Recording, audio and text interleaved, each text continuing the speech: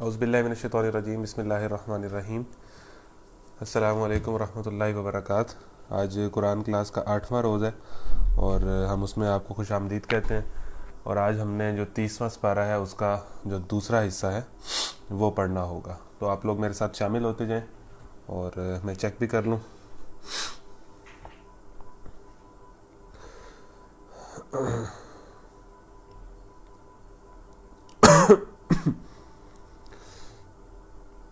تھوڑا سا پرابلم نہیں ہے فریم میں، یہ ٹیشو کا ڈبہ بھی قریب کیجیے گا ذرا۔ جی آپ لوگ میرے ساتھ شامل ہو جائیں۔ آج سورہ اعلیٰ تھا، سورہ ناس، بس ایک ہی دیجیے۔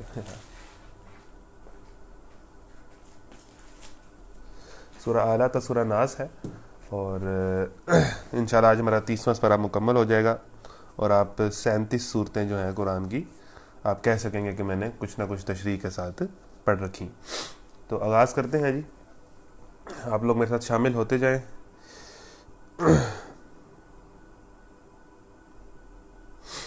یہ کامنٹس میں نے آف کر دی جی۔ اعوذ باللہ من الشیطان الرجیم، بسم اللہ الرحمن الرحیم۔ بلا تاخیر اس کا آغاز کرتے ہیں جی۔ کل جو ہم نے پڑھا تھا وہ پہلے سپارے سے لے کے 30ویں سپارے کی سورہ نبا سے لے کے سورہ الطارق تک پڑھا تھا۔ آج ہم سورہ اعلیٰ سے اس کا آغاز کرنے والے ہیں، تو سورہ اعلیٰ سے لے کے انشاءاللہ آج ہم سورہ ناس تک مکمل کر لیں گے۔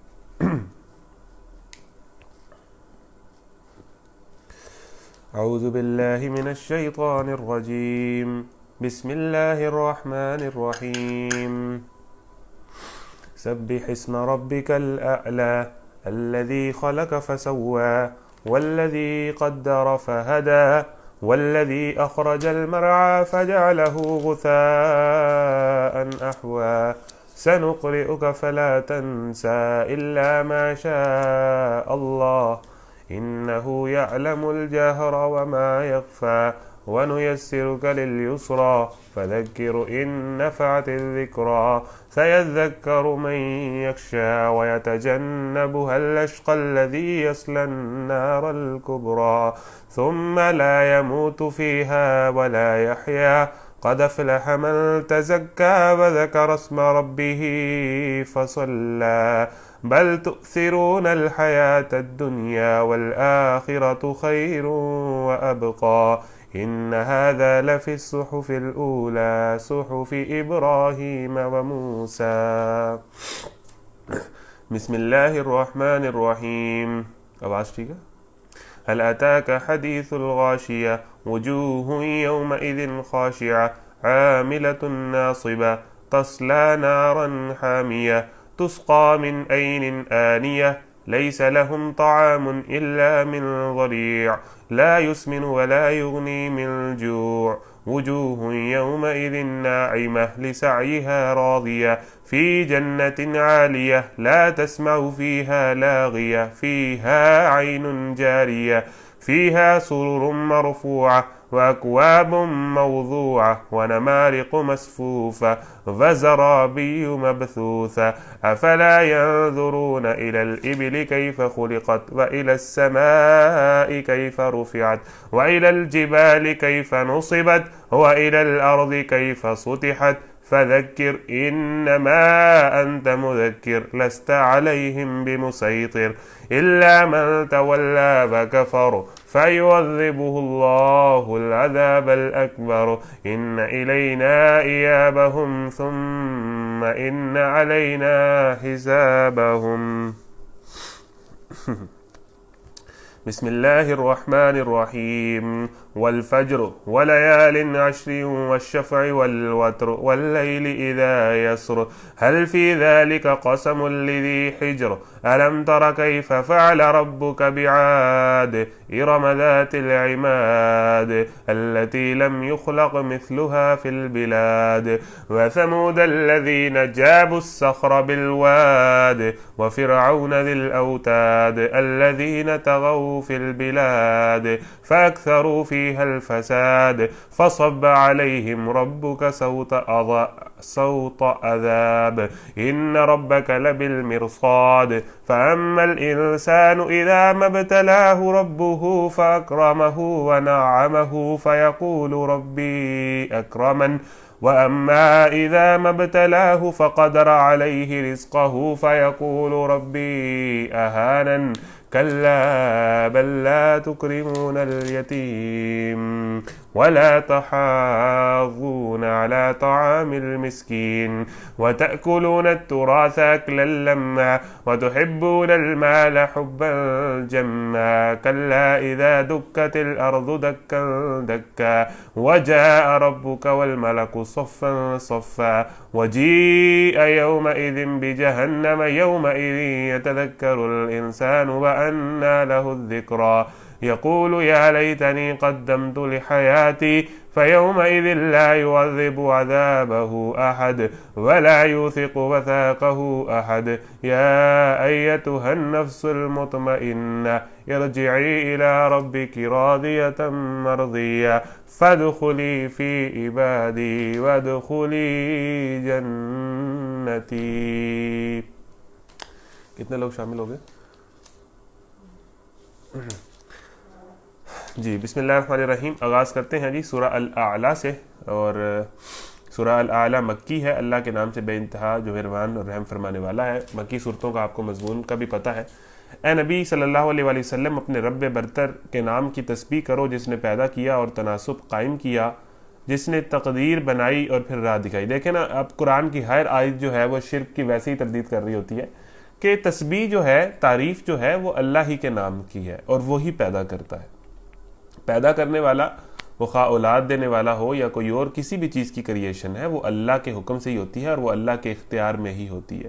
تو اسے رب کی طرح کسی اور کی تعریف نہ کریں، کسی اور کو اس میں اللہ تعالیٰ کی نعمتوں کے اندر کسی اور کو شامل نہ کریں کہ یہ اس کی وجہ سے.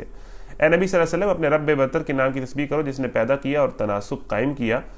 تناسب کا یہ ٹرانسلیشن تھوڑی سی تفصیل ہے، یعنی زمین سے آسمان تک کائنات کی ہر چیز کو پیدا کیا اور جو چیز بھی پیدا کی اسے بالکل راست اور درست بنایا، اس کا توازن اور تناسب ٹھیک ٹھیک قائم کیا، اس کو ایسی صورت پر پیدا کیا کہ اس چیز جیسی کے لیے اس سے بہتر صورت کا تصور نہیں کیا جا سکتا. یعنی آپ اپنے جسم پہ دیکھیں اور پوری کائنات پہ دیکھیں جو ایک پورا اسٹیبلشڈ سسٹم ہے اور ہر چیز کا ایک تناسب ہے اور ہر چیز ایک خاص اصول اور قانون کے تحت چل رہی ہے. تو یہ اللہ تعالیٰ نے کوئی ایویں ہی الٹپ چیزیں نہیں بنا دیں، بلکہ ان کے اندر ایک پورا ہمیں ایک نظام نظر آتا ہے. ٹھیک ہے، تو ایک تناسب، ایک ڈسپلن نظر آتا ہے اگر آپ غور کریں کائنات کے اوپر. جس نے تقدیر بنائی اور پھر راہ دکھائی، جس نے نباتات اگائیں پھر ان کو سیاہ کوڑا کرکٹ بنا دیا، ہم تمہیں پڑھوا دیں گے پھر تم نہیں بھولو گے. اللہ کے نبی پر جب وحی نازل ہوتی تھی تو وہ جو قرآن آیت نازل ہو رہا ہوتا تھا وہ اس کو دہرانے کی کوشش کرتے تھے کہ مجھے یاد ہو جائے نا. تو اللہ تعالیٰ نے کہا کہ جب آپ پر وحی نازل ہو رہی ہو تو آپ وحی کو ہی سنا کریں، اس کی فکر نہ کیا کریں، بعد میں تمہیں ہم انشاءاللہ پڑھوا بھی دیں گے اور تم اس کو نہیں بھولو گے. سوائے اس کے جو اللہ چاہے وہ ظاہر کو بھی جانتا ہے اور جو کچھ پوشیدہ ہے اس کو بھی، اور ہم تمہیں آسان طریقے کی سہولت دیتے ہیں، لہذا تم نصیحت کرو اگر نصیحت نافع ہو. جو شخص ڈرتا ہے وہ نصیحت قبول کر لے گا. دیکھیں، نصیحت کرو اس کو جس کے لیے نصیحت نافع ہو، فائدہ مند ہو. ٹھیک ہے نا. جو شخص جس کے اندر تھوڑا سا بھی ہدی للمتقین ہوگا نا، جس کے اندر تھوڑا سا بھی تقویٰ ہوگا. دیکھیں نا قرآن کے آیات کے اندر کتنا کنیکشن ہے. آپ قرآن کی پہلی آیت کو لے لیں اور ہم کدھر آ چکے ہیں. پہلی آیت کیا تھی؟ ہدی للمتقین. اور یہ کون سا سپارہ ہے؟ 30واں سپارہ. اب دیکھیں قرآن کی اب بندہ کوئی کتاب لکھتا ہے نا تو اس کی ایک بات جو پہلے صفحے پہ ہوتی ہے چوتھے صفحے پہ اس بات سے تھوڑا سا اس کو اپوز کر رہی ہوتی ہے. بندے کی اپنی کی ہوئی باتیں ہی ایک بات دوسری بات کو اپوز کر رہی ہوتی ہے. لیکن یہ قرآن اس بات کی دلیل ہے کہ یہ اللہ کا کلام ہے کہ پہلے صفحے میں آئی ہوئی بات ہدی للمتقین وہ ہمیں ہر جگہ ریلیٹ کرتی ہوئی نظر آئے گی. آپ اندازہ کریے ہم 30ویں سپارے پہ آ بیٹھے ہیں اور پہلے سپارے کی جو پہلی آیت تھی سورہ بقرہ کی وہ تھی ہدی للمتقین، کہ اس کتاب سے تو وہی قبول کرے گا اور اللہ سے تو وہی ڈرے گا، غیب پر تو وہی ایمان لائے گا جس کے اندر تقویٰ ہوگا. اب یہاں 30ویں سپارے میں بھی ایک دم میرے ذہن میں تو یہ نہیں تھا پوائنٹ، لیکن ایک دم آ گیا سامنے. تو قرآن چیز ہی ایسی ہے. تو جو شخص ڈرتا ہے وہ نصیحت قبول کر لے گا، جس کے اندر تقویٰ والا مادہ ہے وہ اس نصیحت کو، یہ قرآن نصیحت ہی تو ہے، اس کو قبول کر لے گا. تو نصیحت اسی کو کریں جس کو نافع، اور آگے وہی بات جن پہ کفر کی مہر لگ گئی ہے انہیں جتنا مرضی ڈرا لو انہوں نے نہیں ڈرنا. تو لہذا تم نصیحت کرو اگر نصیحت نافع ہو. جو شخص ڈرتا ہے وہ نصیحت قبول کر لے گا اور اس سے گریز کرے گا وہ انتہائی بدبخت ہے جو بڑی آگ میں جائے گا، پھر نہ اس میں مرے گا نہ اس میں جیے گا۔ لا یموت فیہا ولا یحیا، وہ آگ جو ہے وہ نہ مرنے دے گی نہ جینے دے گی۔ وہ جہنم کی آگ میں جو جلایا جانا ہے وہاں پر موت تو پھر ہے نہیں، اور زندگی کیا ہے؟ زندگی بھی تو موت سے بدتر ہے، تو نہ انسان وہاں مرے گا نہ انسان جیے گا۔ فلاح پا گیا وہ جس نے پاکیزگی اختیار کی اور اپنے رب کا نام یاد کیا پھر نماز پڑھی۔ یہ ہے جی سکسیس کا کنسیپٹ۔ بھائی جان آپ اپنے ذہن سے نکال دیں کہ بھئی جس نے چوکھا مار دیا CGPA میں، اچھی بات ہے، بہت بڑی سکسیس ہے، لیکن اگر وہ نماز نہیں نہ پڑھتا تو وہ کامیاب نہیں ہوا، ٹھیک ہے؟ جس نے گولڈ میڈلسٹ بن گیا نا وہ، لیکن اگر اس کا نفس پاکیزہ نہیں ہے نا، اس کے اندر شہوات ہیں، وہ بے حیائیوں میں مبتلا ہے، وہ بد اخلاق ہے، اس کی زبان میں گالیاں ہیں، تو کامیابی اس نے نہیں پائی۔ بیسیکلی انسان اپنے آپ کو انسان ہی نہ بنا سکے اور جو مرضی حاصل کر لے، کامیابی تو نہ ہے۔ جو اندر کے اس گھوڑے کو، پاورفل وہی ہے جو اندر کے اس گھوڑے کو نال پہنائے، وہی اصل گھڑ سوار ہے، وہی اصل گھڑ سوار ہے جو اس گھوڑے کو کنٹرول کرے، جو اندر بیٹھا ہے، یہ نہیں قابو ہوتا۔ جس نے اپنے نفس کو کنٹرول کر لیا نا، وہ جس طرح کسی ایک عام سے بزرگ تھے، تو وہ کسی بہت بڑے بادشاہ کے سامنے پیش ہوئے، تو بادشاہ نے اس سے اپنی کوئی بات زبردستی منوانے کی کوشش کی بزرگ سے، تو بزرگ نے کہا کہ میں تمہاری بات کیوں مانوں، تم تو میرے غلاموں کے بھی غلام ہو، تم تو میرے غلام کے بھی غلام ہو۔ اب بادشاہ سیخ پا ہو گیا کہ میں بادشاہ اور یہ ایک عام سٹیزن، اور یہ کہہ رہا ہے کہ میں اس کے غلام کا بھی غلام ہوں، تو وہ سیخ پا ہو گیا کہ یہ کیسے ہو سکتا ہے کہ میں تمہارے غلاموں کا بھی غلام ہوں۔ تو بزرگ نے کہا کہ تم جس کے غلام ہو نا وہ میرا غلام ہے، تم اپنے نفس کے غلام ہو، تمہارا نفس اور خواہشات جو کہتا ہے تم ان کے تابع ہو، جو نفس کہتا ہے تم اس کی بات مانتے ہو، تم اس کے آگے گھٹنے ٹیک دیتے ہو اور اپنی نفسانی خواہشات کے بندے ہو، اور یہ جو نفس ہے نا یہ میرا غلام ہے، میں نے اپنے نفس کو اتنا زیادہ کنٹرول کیا ہوا ہے کہ یہ میں اس کی بات نہیں مانتا، یہ میرے تابع۔ تو جس نے نفس کو اپنا غلام بنا لیا وہ تو بہت پاورفل چیز ہے، وہ تو بہت طاقتور چیز ہے۔ تو اصل میں وہی کامیاب ہو گیا جس نے گندی فلمیں دیکھنے سے اپنے آپ کو روک لیا، وہ ہے گرو، وہ ہے مرشد، اس کے جا کے ہاتھ کی بیعت کرے، اس کے جا کے ہاتھ چومے۔ یہ جس نے اچھی شرٹ پہنی ہو اس سے متاثر ہو گئے، تھوڑا سا برانڈ جیسے جو یونیورسٹی کے اندر گاڑی پہ آتا ہو اس سے متاثر ہو گئے، یہ کوئی نہیں ہے باتیں۔ وہ گرو ہے، وہ مرشد ہے، وہ پیر ہے جس نے اپنے اس کو کنٹرول کر لیا، جس نے گرل فرینڈ نہ بنائی ساری زندگی، اس کے ہاتھ بیعت کر لیں، وہ ہے گرو۔ جو فجر کی نماز میں بستر کو پھینک دیتا ہے نا اٹھا کے اور پہنچ جاتا ہے مسجد، وہ ہے مرشد، وہ ہے اصل بندہ۔ ایسے بندے ڈھونڈیں اپنے اطراف میں اور ان کے ساتھ رہیں۔ یہ کون ہے جی؟ کامیاب وہ ہے جو گندی فلمیں دیکھنے سے بچ گیا، کامیاب وہ ہے جو لڑکیوں سے چیٹنگ کرنے سے بچ گیا، کامیاب وہ ہے جس نے اپنے آپ کو 5 وقت کا نمازی بنا ڈالا، کامیاب وہ ہے جس نے مذاق میں بھی جھوٹ نہ بولا، کامیاب وہ ہے جس نے اپنے آپ کو دنیا کی رنگینیوں سے محفوظ کر لیا، وہ ہے کامیاب۔ ہی از دا مین، وہ ہے آدمی، وہ اصل بندہ ہے، وہ چیز ہے اصل۔ واضح ہے، فلاح آ گیا وہ شخص جس نے پاکیزگی اختیار کر لی، ٹھیک ہے نا؟ بڑے موزی کا مارا نفس امارہ کو گھر مارا، نمازیں پڑھتے رہو اور یہ چیز کنٹرول میں نہ ہو تو پھر کیا ہے؟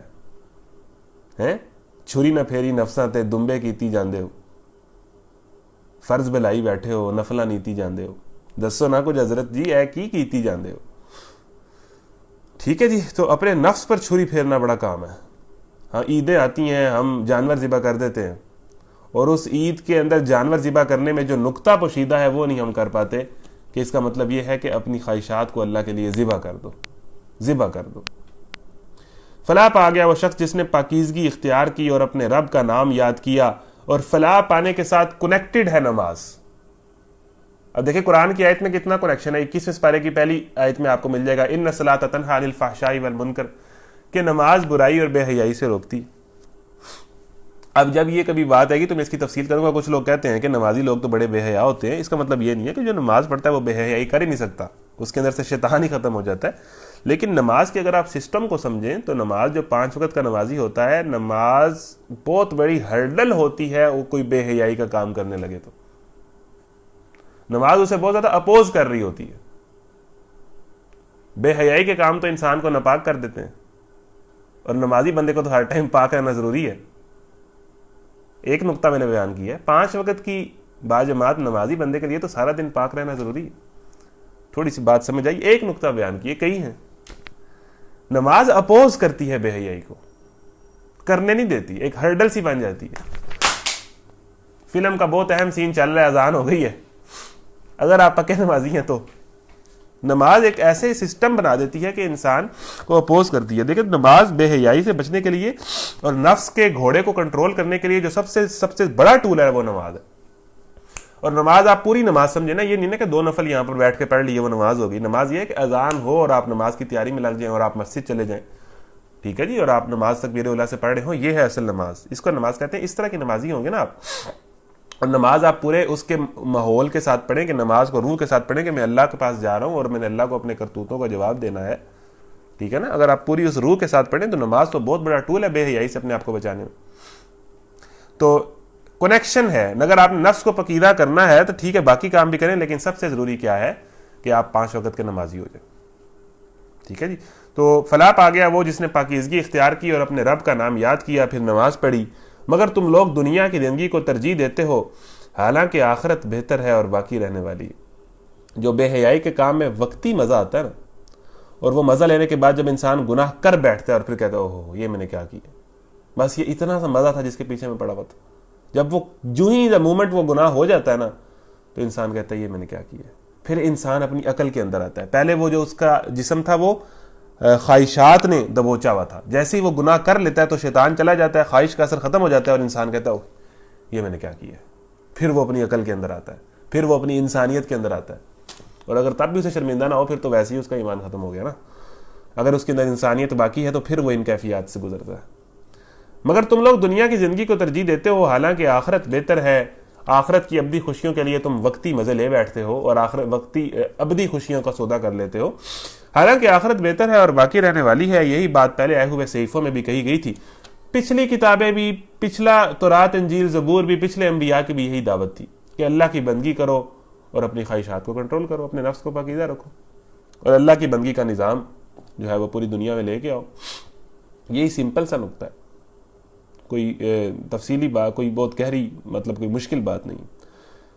یہی بات پہلے آئے ہوئے صحیفوں میں بھی کہی گئی تھی, ابراہیم اور موسیٰ کے صحیفوں میں. تو آج کی اس آیت کی جو مین آیت ہے جو میں آپ کو ریکمینڈ کروں گا آپ یاد کر لیں, قد افلح من تزکا وذکر اسم ربہ فصلی بل تؤثرون الحیاۃ الدنیا والآخرۃ خیر وابقی. کہ کامیاب تو وہ ہوا جس نے اپنے آپ کو پاک کر لیا, جس نے نفس کو کنٹرول کر لیا, پاکیزگی اختیار کر لی. وذکر اسم, اور اللہ کو یاد رکھا.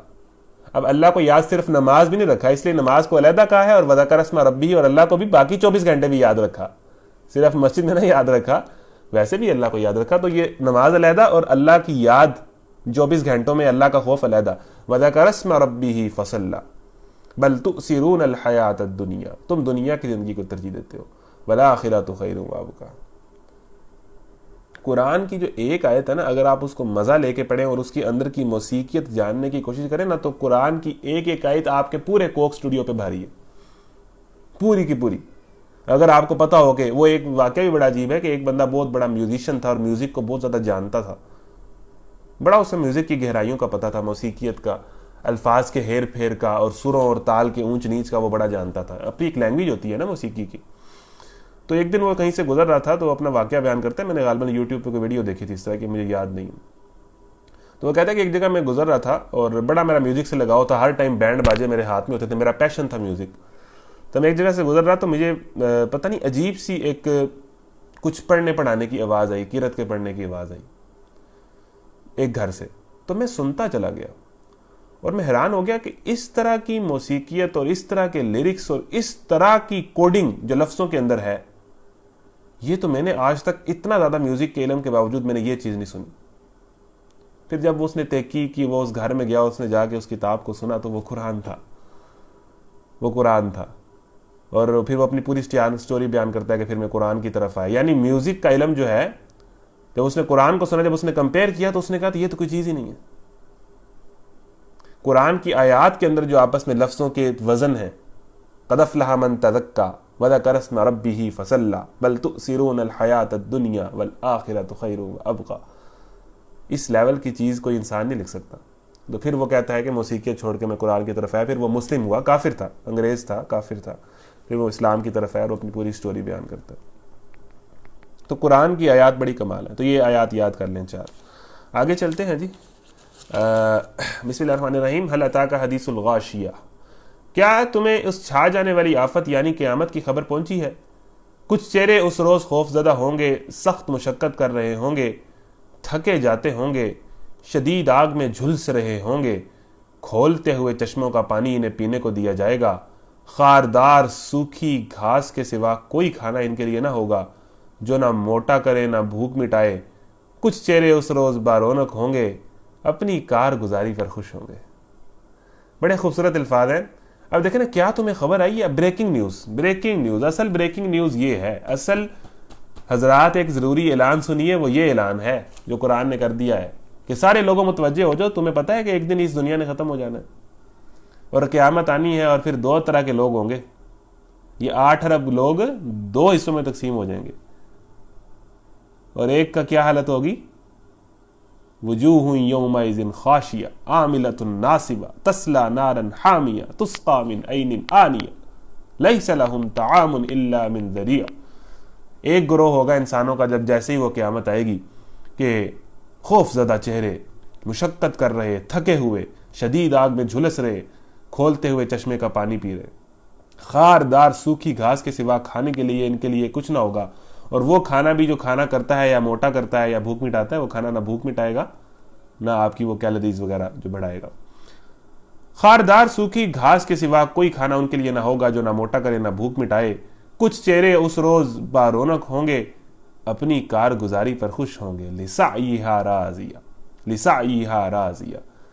یہ کبھی آپ اس سے پوچھیں نا کہ محنت کر کے اس کا پھل پانے کا مزہ کیا ہے, یہ آپ کسی کسان سے پوچھیں جو پورا سال صبح سے لے کے شام تک اس کسان میں کھیت میں وقت گزارتا ہے اور تھکا رہا رات کو پہنچتا ہے. جب اس کی آنکھوں کے سامنے فصلیں اگتی ہیں نا, جب ریزلٹس دیکھتا ہے وہ, تو جو خوشی اسے محسوس ہوتی ہے کہ میری محنت کا پھل مجھے ملا. اسی طرح کسی نے 5 سال رگڑے کھائے ہوں, ٹھیک ہے نا, وہ کوئی بھی پروگرام ہے, BS کا ہے, MBBS ہے, تو فائنلی جب محنت کر کے جب ریزلٹ آتا ہے نا اور وہ جب پاس ہوتا ہے تو ایک خوشی دیدنی ہوتی ہے, کیونکہ ایفرٹ سے حاصل کی ہوئی چیز کا ایک اپنا مزہ ہے. مفت کے مال کا وہ مزہ نہیں ہے, ٹھیک ہے جی. تو جو ایفرٹ سے کیا ہو نا اسی کی قدر ہوتی ہے, قدر اسی کی ہوتی ہے. تو وہ لسعیہا راضیہ, اپنی کارگزاری پر خوش ہوں گے, عالی مقام جنت میں ہوں گے. کوئی بےہودہ بات وہ وہاں نہ سنیں گے. اس میں چشمے رواں ہوں گے, اس کے اندر اونچی مسندیں ہوں گی, ساغر رکھے ہوئے ہوں گے, گاؤ تکیوں کی کتاریں لگی ہوئی ہوں گی, اور نفیس فرش بچھے ہوئے ہوں گے.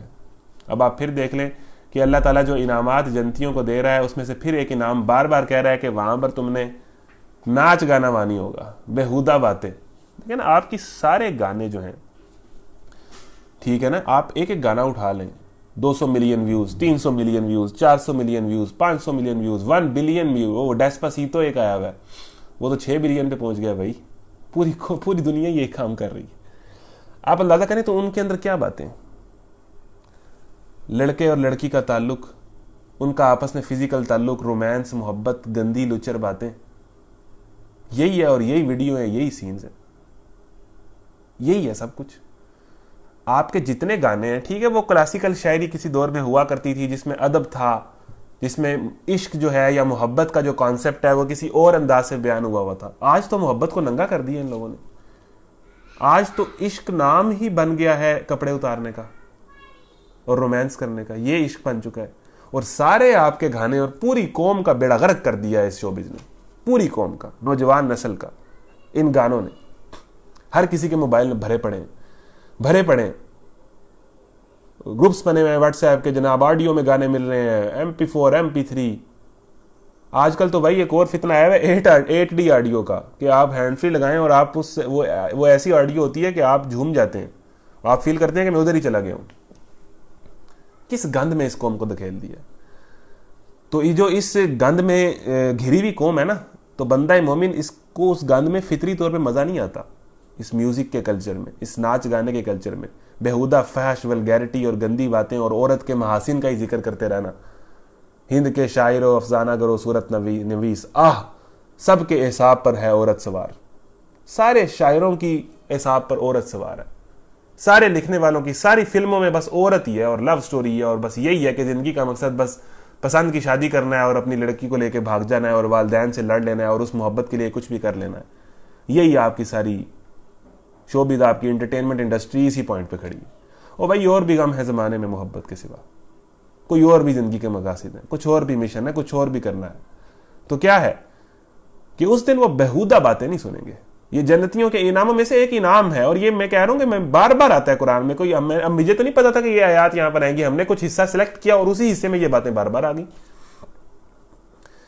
تو یہ بیہودہ اور بیہودگی چیزیں، اور یہ اس طرح کا میوزک، اس طرح کا ناچ گانا، یہ جو ریپ سانگز بالخصوص ہیں، اور یہ جو جتنے بھی آ رہے ہیں آج کل، یہی ہے ساروں کی کہانی، سب کو پتا ہے۔ تو یہ بیسیکلی ایک شیطانی چیز ہے، اور جنت میں یہ والا سین نہیں ہوگا۔ اب کسی نوجوان کا دل کرے بھائی وہاں جائیں گے اور وہاں کنسرٹ ہوگا، ناچ ہوگا، گانے ہوں گے، یہ ہوگا، تو بھائی اس کی خواہشات ہی شیطانی ہیں۔ اب جنت ایک طرف کہہ رہی ہے میں آپ کی ساری خواہشیں پوری کروں گی، اور ایک طرف یہ کہہ رہی ہے کہ بیہودہ کلام نہیں سنو گے۔ اٹ مینس کہ بیہودہ کلام کسی بھی ذی شعور اور میچور اور سمجھدار بندے کی خواہش نہیں ہو سکتی۔ یہ جو اپنی فطرت سے گرا ہوا نوجوان ہونا، یہ اسی کی خواہش ہو سکتی۔ اس لیے جنتیوں کے انعاموں میں سے ایک انعام ہے کہ وہ بیہودہ بات نہیں سنیں گے۔ چلیں جی آگے۔ تو کچھ چہرے اس روز بارونق ہوں گے، اپنی کارگزاری پر خوش ہوں گے، عالی مقام جنتوں میں ہوں گے، کوئی بیہودہ بات وہ وہاں نہ سنیں گے۔ اس میں چشمے رواں ہوں گے، اس کے اندر اونچی مسندیں ہوں گی، ساغر رکھے ہوئے ہوں گے، گاؤ تکیوں کی کتاریں لگی ہوئی ہوں گی، اور نفیس فرش بچھے ہوئے ہوں گے۔ یہ لوگ نہیں مانتے تو کیا یہ اونٹوں کو نہیں دیکھتے کہ کیسے بنائے گئے، آسمان کو نہیں دیکھتے کہ کیسے اٹھایا گیا، پہاڑوں کو نہیں دیکھتے کہ کیسے جمائے گئے، اور زمین کو نہیں دیکھتے کہ کیسے بچھائی گی۔ اب دیکھیں نا، ایک بندہ جس تک قرآن نہیں پہنچا، جس نے قرآن کلب کی کلاس میں جو نہیں آیا، یا جو ویسے اسے یہ دنیا نظر نہیں آ رہی اتنی ساری۔ آپ کسی ایک چیز کے متعلق کہہ سکتے ہیں یہ خود ہی بن گئی ہے، تو آپ میں اتنی عقل نہیں ہے کسی انسان میں، جب وہ دنیا کو دیکھتا ہے، آسمان و زمین کو دیکھتا ہے، کبھی نہ کبھی تو رات کو سونے سے پہلے وہ سوچتا تو ہے نا کہ یار یہ کیا ہے۔ یہ ضمیر ہمارے اندر ہے جو ہمیں سوچنے پہ مجبور کرتا ہے۔ اللہ نے ہمیں لاوارث نہیں چھوڑ دی ہے۔ انسان خود سوچے تو اسے سمجھ آتی ہے کہ یار زندگی کا مقصد کیا ہے اور مجھے اس کو تلاش کرنا چاہیے، اور جب وہ تلاش کرنے لگتا ہے تو اسے مل جاتے ہیں لوگ۔ ہدی للمتقین، مل جاتی ہے پھر ہدایت۔ تلاش کرنے والی جستجو تو ذہن میں سوال آئے تو صحیح، اگر وہ ذہن میں سوال نہ آئے اور وہ عیاشیوں میں ہی لگا رہے، تو پھر تو ایسے نہیں نہ ہوگا کہ آپ کو زبردستی پلیٹ میں ہدایت مل جائے۔ ٹھیک ہے جی، تو یہ نہیں دیکھتے اونٹوں کو کیسے بنائے گئے، اتنی کریشن ہے۔ اونٹ تو اللہ تعالیٰ کی ایک عجیب کریشن ہے نا، کہ اس کی اتنی لمبی وہ جو گردن ہوتی ہے، اور اونٹ ویسے بھی ایک بڑی عجیب کریشن ہے۔ اس کے اندر وہ کینا بڑا ہوتا ہے، وہ پانی کو پتہ نہیں کتنی دیر اپنے اندر سٹور کر لیتا ہے، وہ شپ آف ڈیزرٹ ہے۔ عجیب اونٹ کو بھی اگر آپ اسٹڈی کریں تو اس میں بڑی عجیب عجیب چیزیں ہیں۔ تو اس ٹائم عربوں کے ہاں چونکہ اونٹ ہوتے تو اللہ تعالیٰ نے اونٹ کا ذکر کیا۔ آسمان کو نہیں دیکھتے کیسے اٹھایا گیا، پہاڑوں کو نہیں دیکھتے کیسے جمایا گیا، زمین کو تھوڑا سا بھی غور و فکر کریں تو انہیں سمجھ آ جائے گی کہ اس دنیا کا کوئی مالک ہے، اور وہ ہم اس دنیا میں کیوں آئے ہیں، تھوڑا سا غور کریں تو۔ اچھا تو اے نبی نصیحت کیے جاؤ، تم نصیحت ہی کرنے والے ہو، کچھ ان پر جبر کرنے والے نہیں ہو۔ دیکھیں کان پٹی پہ رکھ کے کسی کو اسلام تو قبول کرانا نہیں ہے، ہمارا کام ہے نصیحت کرنا، اللہ کے خوف سے ڈرانا۔ آگے آپ کا اپنا چوائس ہے، آپ انسان بنائے اس لیے کہ اگر آپ فرشتے ہوتے تو آپ کے پاس چوائس ہی نہ ہوتی۔ آپ انسان ہیں اور آپ کے پاس چوائس ہے کہ ہاں جی یہ حق بات ہے، یہ قبول کرنی ہے، یہی سیدھا راستہ ہے۔ ہاں جی اب میری خواہشات یہ حق بات قبول نہیں کرنے دے رہی، میری مجبوریاں، میں جس انوائرمنٹ میں رہ رہا ہوں، میرے تعصبات، میری اپنی زندگی، میرے اپنا جو خیال ہے وہ اس سے ٹکرا رہا ہے، تو اب میں کیا کروں؟ اب میرے پاس دو آپشن ہے، یا حق بات قبول کر لوں اپنی خواہشات کو پسے پش ڈال کے، یا پھر موجے ماروں، جو دل ہے کروں۔ دو ہی رستے ہیں نا۔ اب اللہ کہہ رہا ہے اس رستے سے ہو کے جنت ہے، اس رستے سے ہو کے جہنم ہے۔ ٹھیک ہے، مرضی کرو، یور چوائس، کرو جو کرنا۔ بات میں نے آپ کو بتا دی، کل کو یہ نہ کہنا کہ مجھے بات نہیں پتہ چلی تھی۔ اچھا تو اے نبی نصیحت کیے جاؤ، بس تم نصیحت ہی کرنے والے ہو، کچھ ان پر جبر کرنے والے نہیں ہو۔ البتہ جو شخص منہ موڑے گا، اب اس کو عذاب علیم کسی انسان نے تو نہیں دینا، اللہ اسے پوچھ لے گا، اور انکار کرے گا تو اللہ اس کو بھاری سزا دے گا۔ اللہ نے آخرت تو بنائی بھی ایسی کام کے لیے۔ ان لوگوں کو پلٹنا ہماری طرف ہی ہے، جتنی مرضی عیاشی مار لیں، ایٹ دا اینڈ ڈیتھ ہونی ہے، اور آنا تو ہمارے پاس ہی۔ کوئی ایک بندہ بتا دیں جو یہ دعویٰ کر سکے، بڑے سے بڑا ایتھسٹ، بڑے سے بڑا ملحد یہ دعویٰ کرے کہ مجھے موت نہیں آنی۔ Death is an ultimate reality, you can't deny it. ہر کسی نے مرنا ہے، کوئی بھی اس کو ڈینائی کرتا ہی نہیں۔ تو اللہ تعالیٰ کہا ہے انسان نے مرنا تو ہے، میرے پاس آئیں گے نا، پھر پوچھ لوں گا کہ کیوں نہیں بات مانی، پھر ان کا حساب لینا میرے ذمہ ہے۔ پھر میں پوچھوں گا کہ ہاں جی کون سی مجبوریاں تھیں آپ کی جو آپ کو نہیں چلا سکی میرے دین پہ؟ کون سی ایسی خواہشات تھی جو آپ سے کنٹرول نہ ہوئی؟ اب یہ جہنم ہے، جاؤ یہاں پر۔ اللہ کے نام سے جو بے انتہا مہربان اور رحم فرمانے والا ہے۔ قسم ہے فجر کی اور 10 راتوں کی اور جفت اور طاق کی اور رات کی جب کہ وہ رخصت ہو رہی ہو، کیا اس میں کسی صاحب عقل کے لیے کوئی قسم ہے؟ اچھا دیکھیں، اب یہ جو 10 راتیں اور جفت اور طاق، اب اس میں آپ لوگ بڑے سوال کریں گے جی کہ میں نے فلانے مولوی صاحب سے یہ سنا تھا، فلانے سے یہ سنا تھا۔ دیکھیں اب قرآن کی آیات میں ویسی بڑی گہرائی ہے، اور اس کے تو میرا خیال ہے کہ 26 کے 36 ڈیفرنٹ اقوال ہیں ان آیات کی تشریح میں، مختلف علماء کے، ٹھیک ہے؟ تو بیسیکلی اگر آپ اس تفہیم کو پڑھیں جو ہم نے آپ کو ایپ سٹور پہ ریکمینڈ کی تھی، اور میں امید تو کرتا ہوں کہ آپ سب اسی سے ہی سنتے ہوں گے قرآن، پتہ نہیں ویسے تو قرآن کلاس لی نہیں جا سکتی، تو وہ تو ضروری ہے اس کو ایپ کو کرنا، تفہیم القرآن کی ایپ کو، کیونکہ میں اسی سے چل رہا ہوں۔ تو اس میں جو تفصیل لکھی ہے بڑی خوبصورت ہے اور کافی لمبی ہے، یہاں پڑھنے کا وقت بھی نہیں ہے، تو میں آپ کو کچھ موٹا موٹا بیان کر دیتا ہوں کہ اب دیکھیں ہمارا یہ مضمون نہیں ہے، قرآن کلب کی یہ ڈومین نہیں ہے کہ ہم آپ کو ہر چیز کی ہر تفسیر کے اندر جا جا کے بتانا شروع کر دیں۔ ہمارا، میں نے آپ کو پہلے دن کہہ دیا تھا، کنیکٹنگ یوتھ ود قرآن، ہم یوتھ کے مسائل کو، یوتھ کے ایشوز کو ایڈریس کرتے ہیں قرآن کی روشنی میں، اور وہی ہمارا مضمون ہے، ہم اسی پہ رہتے ہیں، اختلافی مسئلوں پہ یا بہت زیادہ گہرائیوں میں نہیں جاتے۔ اس کے لیے آپ کے اطراف میں ہر مدرسہ دورہ تفسیر کروا رہا ہوتا ہے، مساجد میں ہو رہے ہوتے ہیں، سوسائٹیز کروا رہی ہوتی ہیں، تنظیمیں کروا رہی ہوتی ہیں، تو آپ اگر ڈیٹیل کے خواہش مند ہیں تو اس طرف جائیں۔ ہم تو موٹی موٹی بات آپ کو بتائیں گے، اور نوجوانوں کے حوالے سے زیادہ گائیڈنس ہم دیتے ہیں قرآن سے، تو ہماری اس طرح کی ڈومین نہیں، ٹھیک ہے نا؟ تو اس طرح کے سوال آپ ہم سے کیا بھی نہ کریں۔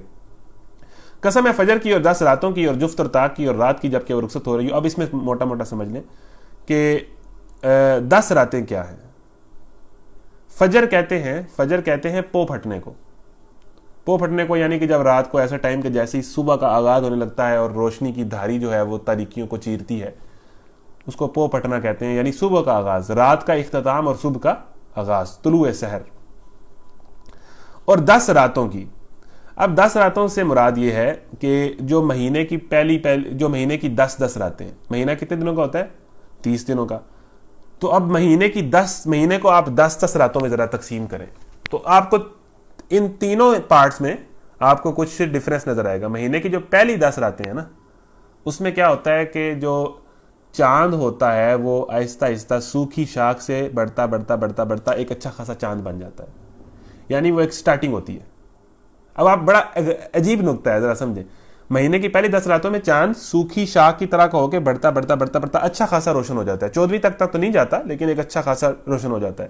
یعنی سٹارٹ ہوتی ہے مہینے کے شروع میں، راتیں بڑی اندھیری ہوتی ہیں، ٹھیک ہے نا، بہت اندھیری راتیں ہوتی ہیں، اگر آپ وہ قمری سال کے مطابق چلیں نا، قمری سال کے مطابق، قمری وہی چاند کے مطابق بنے ہوئے ہیں نا ہماری جو اسلامک ڈیٹس ہیں، تو سٹارٹ میں راتیں بڑی اندھیری ہوتی ہیں، پھر آہستہ آہستہ چاند روشن ہوتا ہے اور پھر راتیں تھوڑی سی روشن ہونے لگ پڑتی ہیں۔ تو یہ مہینے کی پہلی 10 راتیں ہیں۔ اب اس کے بعد مہینے کی اگلی 10 رات پہ 11 سے 20 تک، اس میں کیا ہوتا ہے کہ چاند جو ہے وہ پورے جوبن پر ہوتا ہے، یعنی 11ویں کا چاند بھی اچھا خاصا روشن ہے، 14ویں کا چاند تو پھر فل روشن ہے، پھر 14ویں سے لے کے چاند کو گھٹنے تک بھی کافی ٹائم لگ جاتا ہے، 4-5 دن لگ جاتے ہیں، تو جو 11 سے لے کے 20 راتیں ہوتی ہیں وہ پوری روشن راتیں ہوتی ہیں۔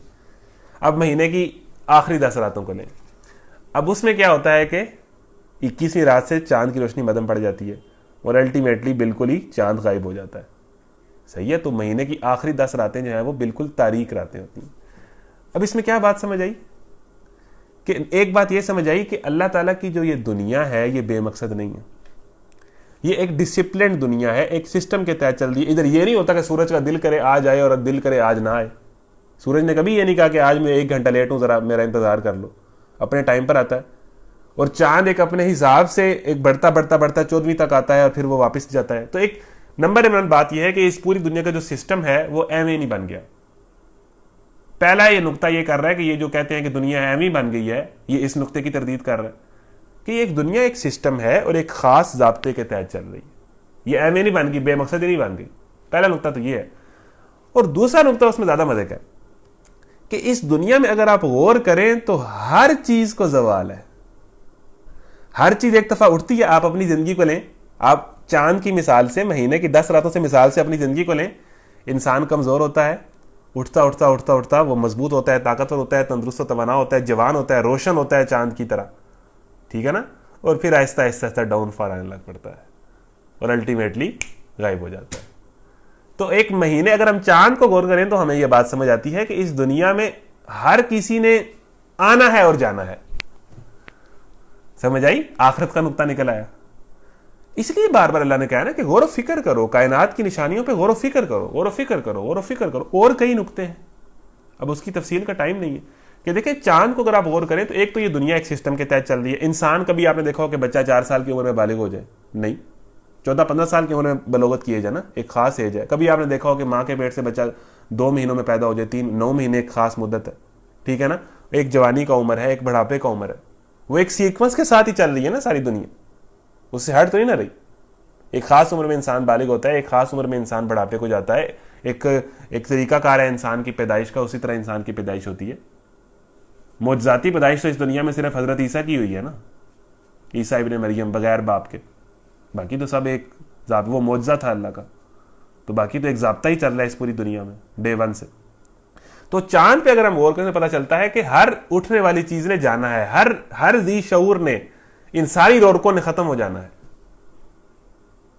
سمجھ آ رہی ہے؟ وَلَيَالٍ عَشْرٍ کہ طلوع سحر ہے فجر، اور اس کے بعد جو اس رات کی طریقے کو ختم کرتی ہے. لیکن جب وہ رات آتی ہے تو رات اس انداز سے آتی ہے، 10 راتوں میں تقسیم کی ہے اور مہینے کو 3 حصوں میں. اچھا اگلی بات آ جائے جفت اور طاق کی. جفت کہتے ہیں ایون کو جو ملٹیپلائی ہو جائے، ڈیوائڈ ہو جائے، اور طاق کہتے ہیں آڈ کو.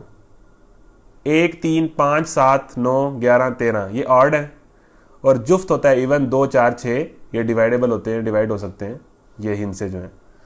تو اب اس میں بہت گہرائی میں جانے کی ضرورت نہیں ہے، یہ مہینے کی آتی ہوئی طریقے ہی ہیں. اس کو وَلَيَالٍ عَشْرٍ سے آپ ریلیٹ کریں تو وہ 1 2 3 4 مہینے کی پہلی تاریخ، دوسری تاریخ، تیسری تاریخ، یعنی ایک دفعہ طاق کی تاریخ آتی ہے، پھر جفت آتا ہے، طاق جفت 3 4 5 6 7 8.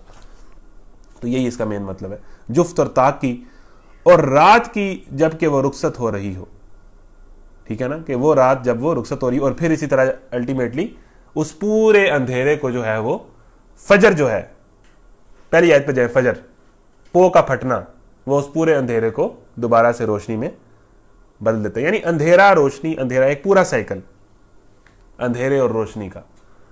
تو اس سے یہی بات پتہ چلتی ہے کہ یہ دنیا کسی مقصد کے لیے آئی ہے، ایک خاص سسٹم پر چل رہی ہے، اور یہاں پر ہر عروج کو زوال ہے. اسی طرح اگر آپ ان راتوں کو سمجھیں تو پوری دنیا نے بھی ایک دن، ابھی یہ پورے جوبن پر ہے، اور ایک دن اس نے ختم ہو جانا ہے، ٹوٹ جانا ہے، غائب ہو جانا ہے. تو یہ ساری ریلیٹ ہوتی ہیں ہمارے اوپر، ہماری زندگیوں کے اوپر یہ مثالیں.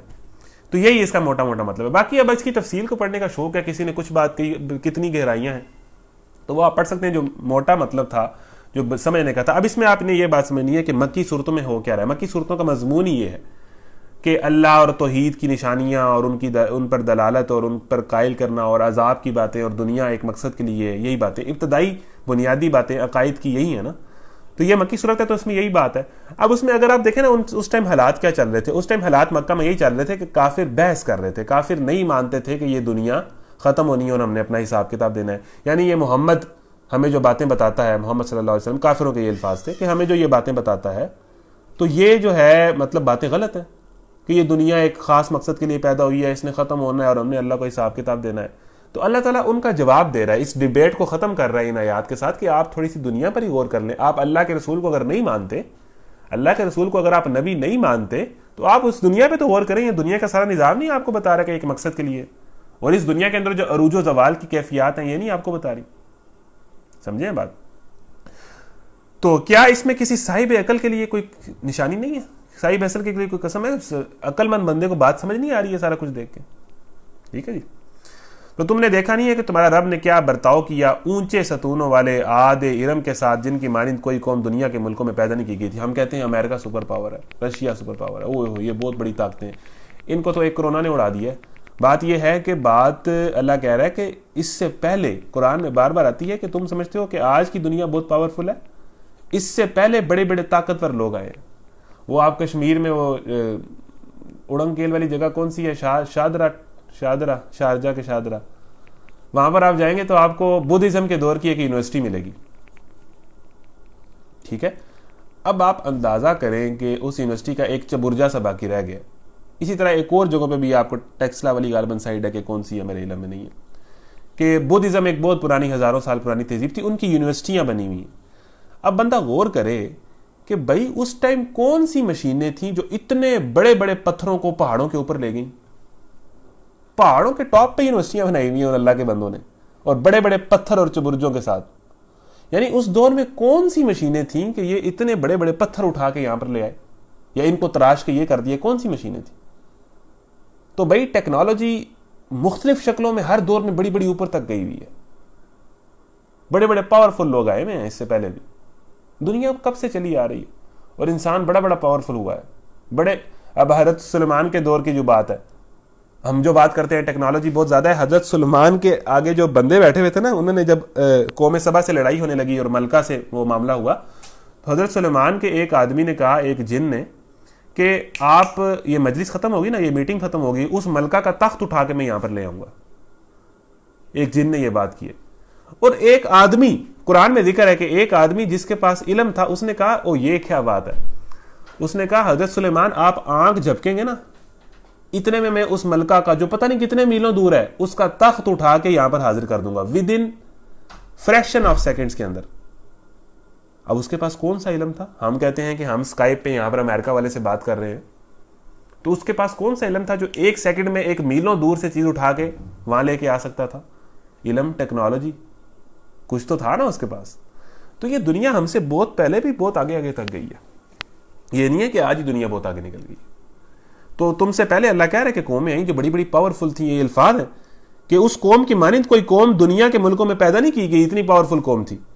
اور سمود کے ساتھ جنہوں نے قوم سمود کے باقیات ابھی ملتی ہیں، وہ تراش تراش کے گھر بناتے تھے، ابھی بھی آپ گوگل کریں قوم سمود کے گھر، ہوئے ہوئے ہوئے ہوئے اتنے زبردست گھر وہ بناتے تھے پہاڑوں کے اندر تراش تراش کے، کیا لائف سٹائل تھا ان کا۔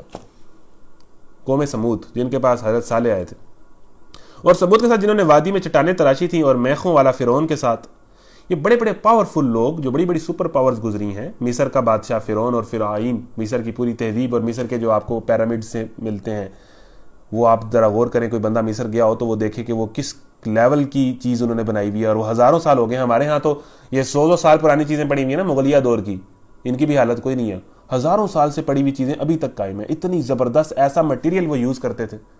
اب ان کے پاس کون سی مشینیں تھیں، ان کے پاس کون سی وہ گلو تھی جو ہزاروں سال تک ان کی بلڈنگز کھڑی ہیں ابھی تک۔ تو دنیا پہلے بھی بہت آگے گئی ہے بھائی، ٹھیک ہے جی۔ اور یہ وہ لوگ تھے جنہوں نے دنیا کے ملکوں میں بڑی سرکشی کی۔ اب اللہ کہہ رہا ہے کہ اب قومیں، اب دیکھیں والفجر سے پھر ریلیٹ کریں کہ اس نظام سے جو بغاوت کرتا ہے، یہ راتوں کا نظام، یہ اللہ کا ایک ڈسپلن نظام، اس نظام سے جو بغاوت کرتا ہے اور جو یہ چیلنج کرتا ہے کہ دنیا کا بادشاہ اللہ نہیں ہے میں ہوں، جو قومیں یہ دعویٰ کرتی ہیں کہ ہم پاورفل ہیں اور ہماری مانی جائے، اور اللہ سے بغاوت کرتی ہیں اور اللہ کے احکامات کو توڑتی ہیں، پھر اللہ تعالیٰ کہتا ہے یہ امریکہ تو کچھ بھی نہیں ہے، اس سے پہلے تو بڑی بڑی بلائیں آئی ہیں جن کو میں نے ختم کر دیا، نیست و نابود کر دیا۔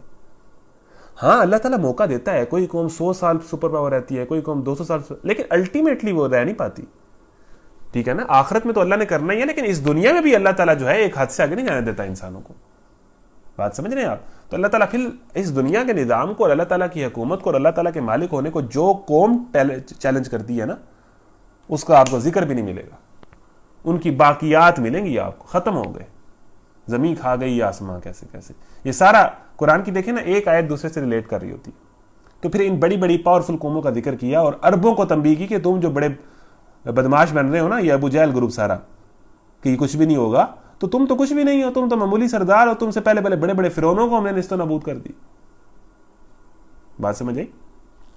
یہ وہ لوگ تھے جنہوں نے دنیا کے ملکوں میں بڑی سرکشی کی تھی، ان میں بہت فساد پھیلایا تھا، آخرکار تمہارے رب نے ان پر عذاب کا کوڑا برسا دیا۔ آخرکار جب اللہ نے چاہا، ایک لمحہ دیا، ایک مدت دی، وہ مدت 100 سال کی ہو سکتی ہے، وہ 200 سال کی ہو سکتی ہے، پھر اللہ نے ان کو ختم کر دیا۔ حقیقت یہ ہے کہ تمہارا رب گھات لگائے ہوئے ہے، مگر انسان کا اللہ تعالیٰ گھات لگاتا ہے، ایک خاص ٹائم پر جو ہے وہ حساب لیتا ہے، اور آپ مرنے کے بعد تو حساب لینا ہی لینا ہے۔ مگر انسان کا حال یہ ہے کہ اس کا رب جب اس کو آزمائش میں ڈالتا ہے اور اسے عزت اور نعمت دیتا ہے تو وہ کہتا ہے میرے رب نے مجھے عزت دار بنایا۔ اب اس صورت کی سب سے زبردست آیات ہی ہیں۔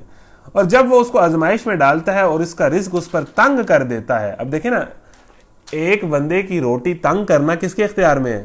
آپ کے باس کے اختیار میں نہیں ہے۔ کورونا آ گیا ہے جی، لاک ڈاؤن ہو گیا ہے، اور میں یہ محسوس کر رہا ہوں کہ روٹیاں تو زیادہ آ گئی ہیں. اب آپ اندازہ کریں کہ لاک ڈاؤن کا ماحول ہے، 2 مہینے سے ہر چیز بند پڑی ہے، اور سب سے زیادہ چیریٹی اس ٹائم ہو رہی ہے پاکستان میں، سب سے زیادہ پیسہ چیریٹی. یہ پیسہ کہاں سے آیا؟ اب رمضان میں آپ دیکھتے ہیں مہنگائی زیادہ ہو جاتی ہے، لیکن رمضان وہ مہینہ ہوتا ہے جس دن پاکستانی قوم تھوڑی سی بندے کی بچی بنتی ہے، تھوڑا سا اللہ کے قریب، تھوڑا سا زیادہ نہیں، تھوڑا سا اللہ کے قریب آتی ہے. تو رمضان میں آپ دیکھتے ہیں رزق کیسے ابلتا ہے. وہ افطاریاں آ رہی ہیں جناب، روٹیاں کھلی پڑی ہوتی ہیں، ادھر جا افطاری کھا، ادھر جا افطاری کھا، ادھر جا افطاری کھا. اب رمضان میں ویسے مہنگائی زیادہ کر دیتے ہیں یہ بدبخت لوگ، اور رمضان میں رزق زیادہ ہو جاتا ہے. رزق کا زیادہ ہونا، انسانوں کے پاس بڑا بڑا رزق ہے.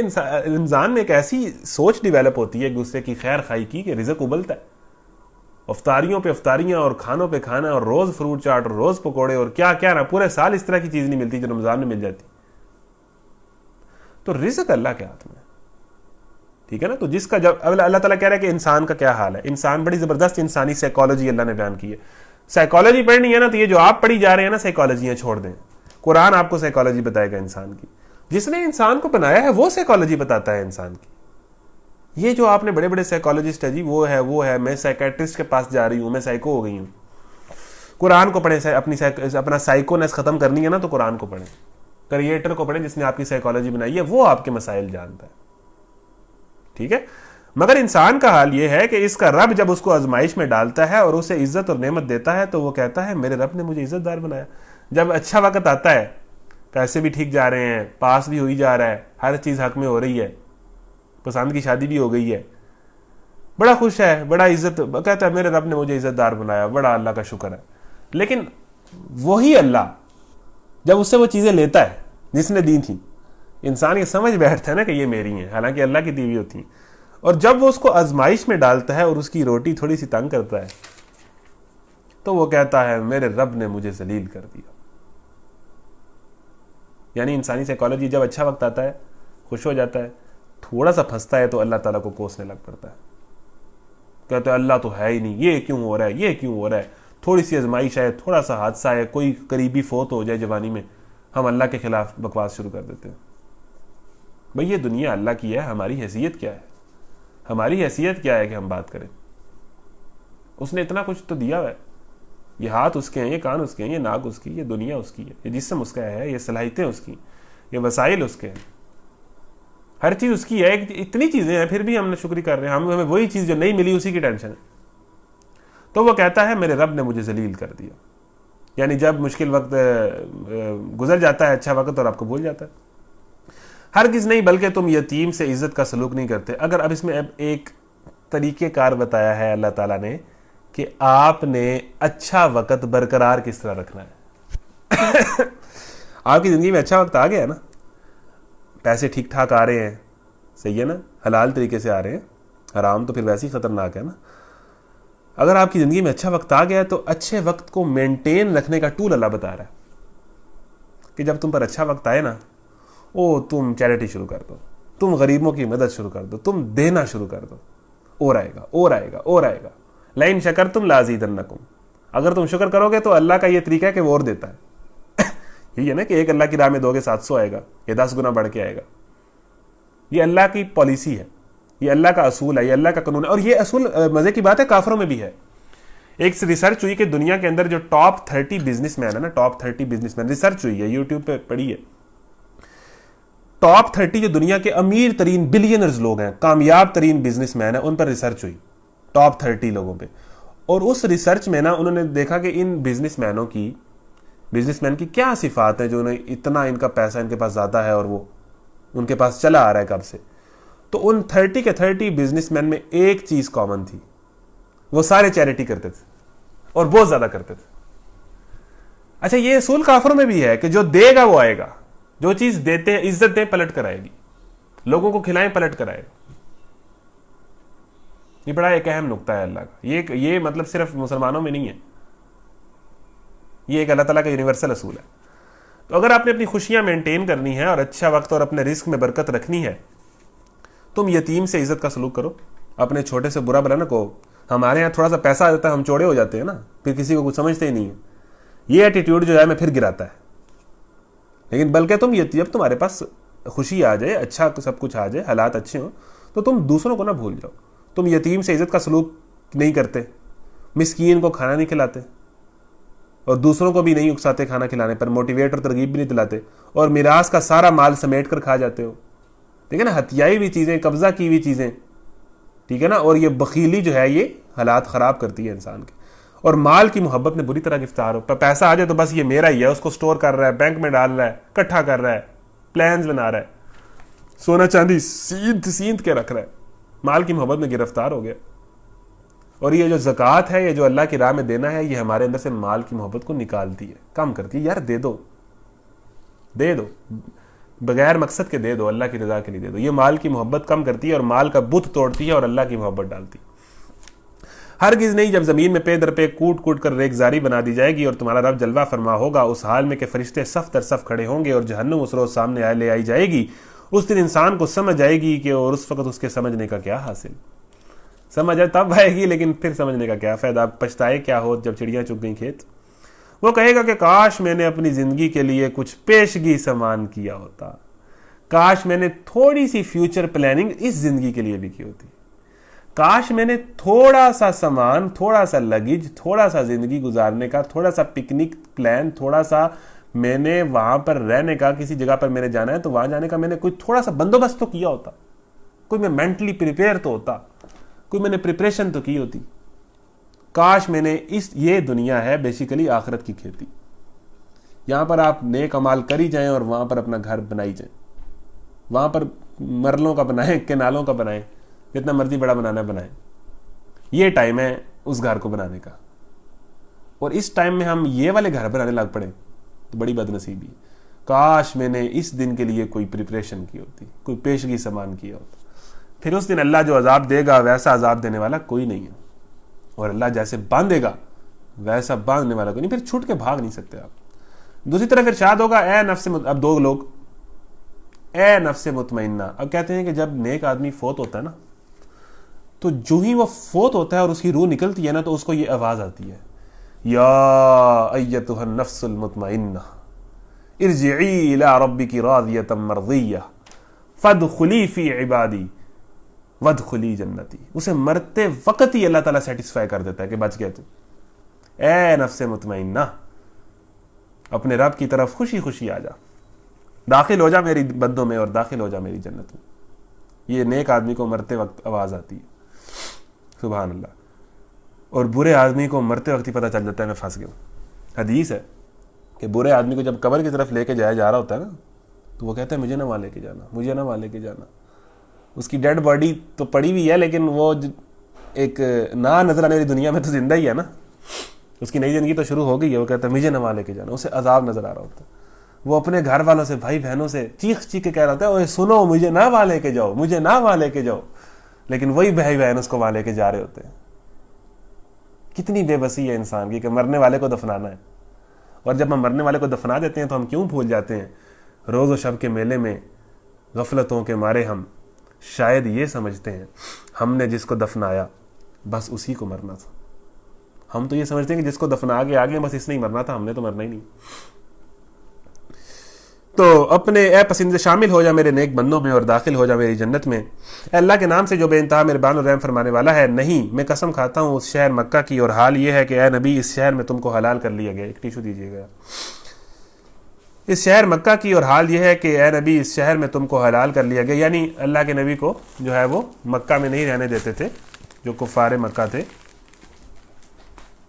اور مکہ پہ رہنا ان کا جو ہے وہ حرام کر دیا تھا اور ان کی جان کے دشمن ہو گئے تھے. اور حال یہ ہے کہ اے نبی اس شہر میں تم کو حلال کر لیا گیا ہے. اور قسم کھاتا ہوں باپ یعنی آدم کی اور اس اولاد کی جو اس سے پیدا ہوئی, در حقیقت ہم نے انسان کو مشقت میں پیدا کیا ہے. کیا اس نے یہ سمجھ رکھا ہے کہ اس پر کوئی قابو نہ پا سکے گا؟ اب انسان کو مشقت میں پیدا کیا ہے, اس کا مطلب یہ یعنی یہ دنیا انسان کے لیے مزے کرنے اور چین کی بنسری بجانے کی جگہ نہیں ہے, بلکہ محنت و مشقت اور سختیاں جھیلنے کی جگہ ہے. اس دنیا میں جو خوش بھی ہے نا وہ بھی خوش نہیں ہے. زندگی کسی کی آسان نہیں ہے. بڑے لوگوں کی بڑی ٹینشنیں ہیں, چھوٹے لوگوں کی. اب مجھے بتائیں کہ جو ملک کا وزیر اعظم ہے وہ خوش ہے؟ کیا وہ خوش ہے؟ جو بڑے بڑے حکمران ہیں, بڑے بڑے ایم این اے, ایم پی ایز ہیں, بڑے بڑے وزیر ہیں, کیا وہ خوش ہیں؟ انہیں کوئی ٹینشن نہیں ہے, انہیں تو ہر ٹائم موت کا خطرہ رہتا ہے. کیا وہ خوش ہیں؟ ہمیں لگ رہا ہے وہ خوش ہیں. بظاہر ان کے لائف سٹائل دیکھ کے لیکن جو ان کی حالت ہے, جو ان کی مینٹل کیفیت ہے, اور جن طرح کے ان کو مسائل ہیں, جو انہیں سیکیورٹی ایشوز ہیں, اور جو اگر کسی نے نعوذ باللہ بڑے بڑے ظلم کیے ہوئے ہیں تو جو اس کی اندر کی حالت ہے, کیا وہ خوش ہے؟ اور کیا وہ صرف آپ کو نرم بیڈ اور اچھے گھر ہی نظر آ رہے ہیں؟ تو دن رات جو سے ٹینشنیں ہیں وہ تو جو جتنا ذمہ داریوں سے بچا ہوا ہے وہ اتنا ہی سوکھ ہے. اور قسم کھاتا ہوں باپ یعنی آدم کی اور اس اولاد کی جو اس سے پیدا ہوئی, در حقیقت ہم نے انسان کا سورہ کہاں چلا گیا میں, ہاں ٹھیک ہے, قسم کھاتا ہوں یعنی آدم کی اور اس اولاد کی جو اس سے پیدا ہوئی, در حقیقت ہم نے انسان کو مشقت میں پیدا کیا ہے. کیا اس نے یہ سمجھ رکھا ہے کہ اس پر کوئی قابو نہ پا سکے گا؟ کہتا ہے کہ میں نے ڈھیروں مال اڑا دیا. کیا وہ سمجھتا ہے کہ کسی نے اس کو نہیں دیکھا؟ کیا ہم نے اسے 2 آنکھیں اور 1 زبان اور 2 ہونٹ نہیں دیے, ایک اوپر والا ایک نیچے والا, اور نیکی اور بدی کے دونوں نمایاں راستے اسے نہیں دکھا دیے؟ مگر اس نے دشوار گزار گھاٹی سے گزرنے کی ہمت نہ کی, یعنی اس نے نیکی کا راستہ جو بظاہر مشکل راستہ ہے وہ نہ چنا. اور تم کیا جانو کہ کیا ہے وہ دشوار گزار گھاٹی؟ کسی گردن کو غلامی سے چھڑانا, یا فاقے کے دن کسی قریبی یتیم یا خاک نشین مسکین کو کھانا کھلانا. کسی بھوکے کو کھانا کھلانے کی بڑی فضیلت ہے. پھر اس کے ساتھ یہ کہ آدمی ان لوگوں میں شامل ہو جائے, یعنی اسلام یہ بات کی تلقین کرتا ہے کہ اپنی کمپنیز درست کرو. A man is known by the company he keeps. یہ انگلش کا مقولہ نہیں ہے, اللہ کے نبی کی حدیث ہے. المرء علی دین خلیلہ, آدمی اپنے دوست کے دین پر ہوتا ہے. جن لوگوں میں رہتا ہے وہ اسی طرح کا ہوتا ہے. اپنی کمپنیاں ٹھیک کر لیں نہیں تو آپ نہیں بچنے والے. الٹیمیٹلی آپ وہی گناہ کریں گے جو آپ کے دوست بھی کرتے ہیں, کم یا زیادہ آپ وہی آپ کی ایکٹیویٹیز, وہی آپ کا سوچ ہوگا. تو وہ ان لوگوں میں شامل ہو جائے, آدمی کے لیے بہتر ہے, جنہوں نے ایک دوسرے کو صبر اور خلق خدا پر رحم کی تخلیق کی. یہ لوگ ہیں دائیں بازو والے, نیک لوگوں میں شامل ہو. اور جنہوں نے ہماری آیات کو ماننے سے انکار کیا وہ بائیں بازو والے ہیں, ان پر آگ چھائی ہوئی ہوگی. ہم کہتے ہیں نا کہ یار اس بندے سے بنا کے رکھو, اس کا فیوچر بہت برائٹ ہے, اس بندے سے بنا کے رکھو یہ بہت آگے جائے گا. تو سر فیوچر نیک لوگوں کا برائٹ ہے, اللہ والوں کا برائٹ ہے. فیوچر کیا ہے؟ فیوچر ایک مستقبل میں آنے والی چیز ہے نا, مستقبل میں آنے والی زندگی ہے. تو اچھے لوگوں سے بنا کے رکھیں, اچھے لوگوں کے ساتھ رہیں, یہ آپ کو بھی اچھا کر دیں گے اور آپ کا بھی فیوچر برائٹ کر دیں, جو فیوچر ختم نہیں ہونا. اللہ کے نام سے جو بے انتہا مہربان اور رحم فرمانے والا ہے. سورج اور اس کی دھوپ کی قسم, اور چاند کی قسم اور جب کہ وہ اس کے پیچھے آتا ہے, اور دن کی قسم جب کہ وہ سورج کو نمایاں کر دیتا ہے, اور رات کی قسم جب کہ وہ سورج کو ڈھانک لیتی ہے. اب تفصیل کا ٹائم نہیں, میں تیز چلوں گا. اور آسمان کی اور اس ذات کی قسم جس نے اسے قائم کیا, اور زمین کی اور اس ذات کی قسم جس نے اسے بچھایا, اور نفس انسانی کی اور اس ذات کی قسم جس نے اسے ہموار کیا. پھر اس کی بدی اور اس کی پرہیزگاری اس پر الہام کر دی. یقیناً فلاح پا گیا وہ جس نے نفس کا تزکیہ کیا. اللہ تعالیٰ نے 10 قسمیں کھا کر کہا ہے, یہ غالباً زیادہ بنتی ہیں. وَالشَّمْسِ وَضُحَاهَا وَالشَّمْسِ وَضُحَاهَا وَالْقَمَرِ إِذَا تَلَاهَا وَالنَّهَارِ إِذَا جَلَّاهَا وَاللَّيْلِ إِذَا يَغْشَاهَا وَالسَّمَاءِ وَمَا بَنَاهَا وَالْأَرْضِ وَمَا طَحَاهَا وَنَفْسٍ وَمَا سَوَّاهَا فَأَلْهَمَهَا فُجُورَهَا وَتَقْوَاهَا. 10 بنتی ہیں, 9 یا 10 بنتی ہیں. 10 قسمیں اللہ جی نے کھا کر کہا ہے کہ وہ کامیاب ہو گیا جس نے نفس کو کنٹرول کر لیا. 10 قسمیں کھا کر کہا ہے کہ کامیاب وہی ہے جس نے اپنے آپ کو کنٹرول کر لیا, جس نے اپنی نفسانی خواہشات کو کم. میں نے کہا وہی گرو ہے جو لڑکیوں سے بچ گیا, وہی مرشد ہے جو فجر کی نماز مسجد میں جا کے پڑھتا ہے, اسی کے جا کے ہاتھ چومیں جو مذاق میں بھی جھوٹ نہیں بولتا. وہی پیر ہے سر آپ کا جس نے آج تک چیٹنگ نہیں کی. یہ لوگ ہیں اصل لوگ. یہ باقی نام نہاد سکسیسفل لوگ اور ٹاپرز لوگ اور یہ کیا ہے؟ یہ کچھ بھی نہیں ہے. جو اپنے آپ کو کنٹرول نہیں کر سکے وہ کچھ نہیں ہے. قسم جی آگے چلے. 10 قسمیں کھا کے کیا بات آئی کہ کامیاب ہے وہ, فلاح پا گیا جس نے پاکیزگی اختیار کی. کہاں چلا جاتا ہے یار؟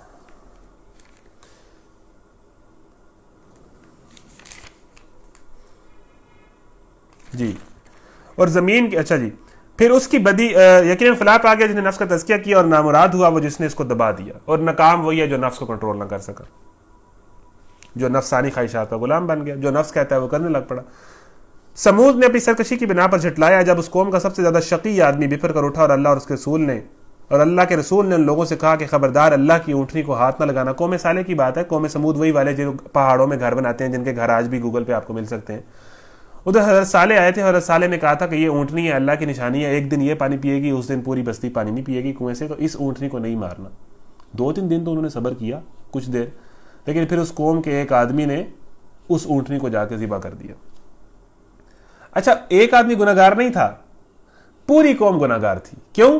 کیونکہ اس ایک آدمی نے اونٹ کو ذبح کیا، اللہ کی اونٹنی کو، لیکن پوری قوم اس لیے گناہ گار تھی کہ وہ اس کے ساتھ اس گناہ کی سپورٹ میں کھڑے ہوئے تھے. ہاں جی، کر شاباش، ہم تیرے ساتھ ہیں. تو گناہ گار بندہ تو گناہ گار ہے ہی ہے، لیکن جو گناہ کی سپورٹ میں کھڑا ہوا ہے. یعنی ہم کہتے ہیں فلموں اور گانوں نے بے حیائی پھیلا دی ہے، تو فلموں اور گانوں کو سپورٹ کون کر رہے ہیں؟ ان کو دیکھ کون رہے ہیں؟ ہم سارے. یہ بزنس لاکھوں کروڑوں کا کس طرح کرتی ہیں ہمارے دیکھنے سے. تو ہم تو گناہوں کی سپورٹ میں کھڑے ہیں. جو گناہ کر رہا ہے وہ تو زیادہ گناہ گار ہے، لیکن جو اس کی سپورٹ میں کھڑا ہے، جو اس سے تعاون کر رہا ہے، جو اس کو پروموٹ کر رہا ہے، جو اس کو دیکھ رہا ہے، جو اس پہ خوش ہو رہا ہے، جو اس سے مزے لے رہا ہے، وہ ساری قوم بھی تو گناہ گار ہے نا. ایک بندے نے اونٹنی ماری اللہ کی، لیکن پوری قوم اس کی سپورٹ میں کھڑی تھی، وہ ساری قوم پر عذاب آیا. گناہوں کے سپورٹروں پہ بھی عذاب آتا ہے، چاہے وہ گناہ کر نہ رہے ہو. اب ایک بندہ ہم جنس پرست ہے، ٹھیک ہے نا، مرد کی مرد سے شادی اور عورت کی عورت سے شادی، جو اس چیز کا قائل ہے، اور یہ چیز آ چکی ہوئی ہے، اللہ معاف کرے، تو جو کر رہا ہے وہ تو بہت بڑا گناہ گار ہے، بہت بڑا مجرم ہے. لیکن جو اس کو انڈورس کر رہے ہیں اور جو اس کے اوپینین کا ساتھ دے رہے ہیں کہ جی یہ ٹھیک ہے، یہ بیسک ہیومن رائٹس ہیں، وہ ہوئے ان کا کیا بنے گا؟ قوم لوط جو ہے نا، جن پر عذاب آیا تھا ہم جنس پرستی کا، تو حضرت لوط کی بیوی بھی عذاب کا شکار ہوئی تھی. اب حضرت لوط کی بیوی خود لیسبین نہیں تھی، خود ہم جنس پرستی کی خود نہیں کرتی تھیں یہ کام، لیکن اس کی سپورٹر تھیں کہ ٹھیک ہے یہ لوگ ٹھیک کر رہے ہیں، ان کی رائے ہے، ان کا اوپینین ہے، ان کو اوپینین کی آزادی ہے، ہر کسی کو ہر کام کرنے کی آزادی ہے، ان کو کرنے دیں، یہ ٹھیک کر رہے ہیں، میں ان کو سپورٹ کرتی ہوں. ہر کسی کا اپنا اوپینین ہوتا ہے. اس طرح کی باتیں وہ کرتی تھی، تو وہ بھی عذاب کا شکار ہوئی. انہی ہم جنس پرستوں کے ساتھ اس کا بھی انجام ہوا. اللہ اکبر. تو کیا ہوا جی؟ جب اس قوم کا سب سے زیادہ شقی آدمی بھپر کر اٹھا، اللہ اس کے رسول نے ان لوگوں سے کہا کہ خبردار اللہ کی اونٹنی کو ہاتھ نہ لگانا اور اس کے پانی پینے میں مانے نہ ہونا، مگر انہوں نے اس کی بات کو جھوٹا قرار دیا اور اونٹنی کو مار ڈالا.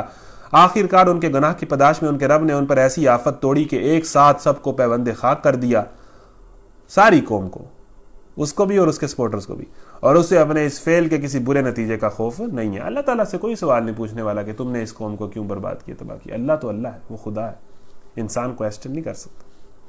کویسچن تو اس کو ہوتا ہے جو غلام ہوتا ہے، جو تابع ہوتا ہے. اللہ کے نام سے جو بے انتہا مہربان اور رحم فرمانے والا ہے. قسم ہے رات کی جب کہ وہ چھا جائے اور دن کی جب کہ وہ روشن ہو، اور اس ذات کی جس نے نر اور مادہ کو پیدا کیا. در حقیقت تم لوگوں کی کوششیں مختلف قسم کی ہیں. بڑی خوبصورت آیات ہیں کہ تم لوگوں کی کوششیں مختلف قسم کی ہیں. ایک گروپ کیا کوشش کرتا ہے؟ تو جس نے رائے خدا میں مال دیا، خدا کی نافرمانی سے پرہیز کیا اور بھلائی کو سچ مانا، اس کو ہم آسان رستے کی سہولت دیں گے.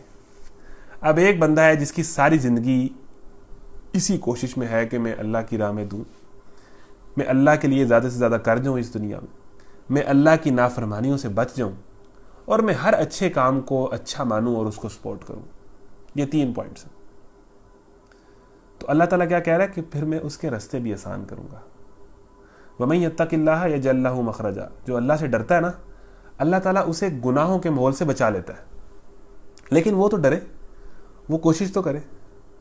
قرآن کی آیت ہے سورہ طلاق میں غالباً 28واں سپارہ، وَمَن يَتَّقِ اللَّهَ يَجْعَل لَّهُ مَخْرَجًا، کہ جو اللہ سے ڈرتا ہے. اور اس سے اگلی آیت تو اس سے بھی عجیب ہے، وَيَرْزُقْهُ مِنْ حَيْثُ لَا يَحْتَسِبُ، اور اسے ایسی جگہ سے رزق دیتا ہے جہاں سے اس کا گمان بھی نہیں ہے.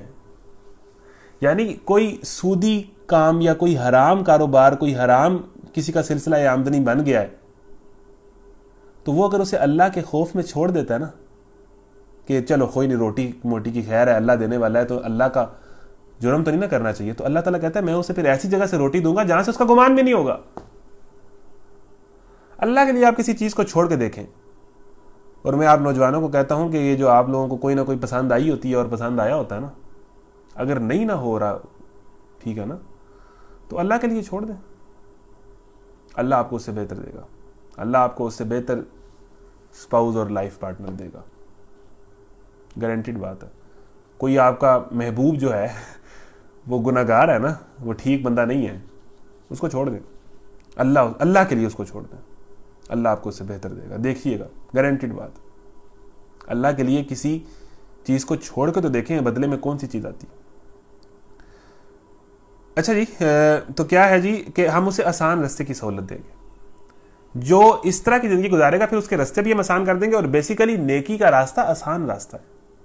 ہمیں لگتا ہے کہ گناہ آسان ہے, نیکی مشکل ہے. نیچرلی نیکی کرنا آسان ہے. انسان فطرتاً نیک ہے, فطرتاً وہ ٹھیک ہے.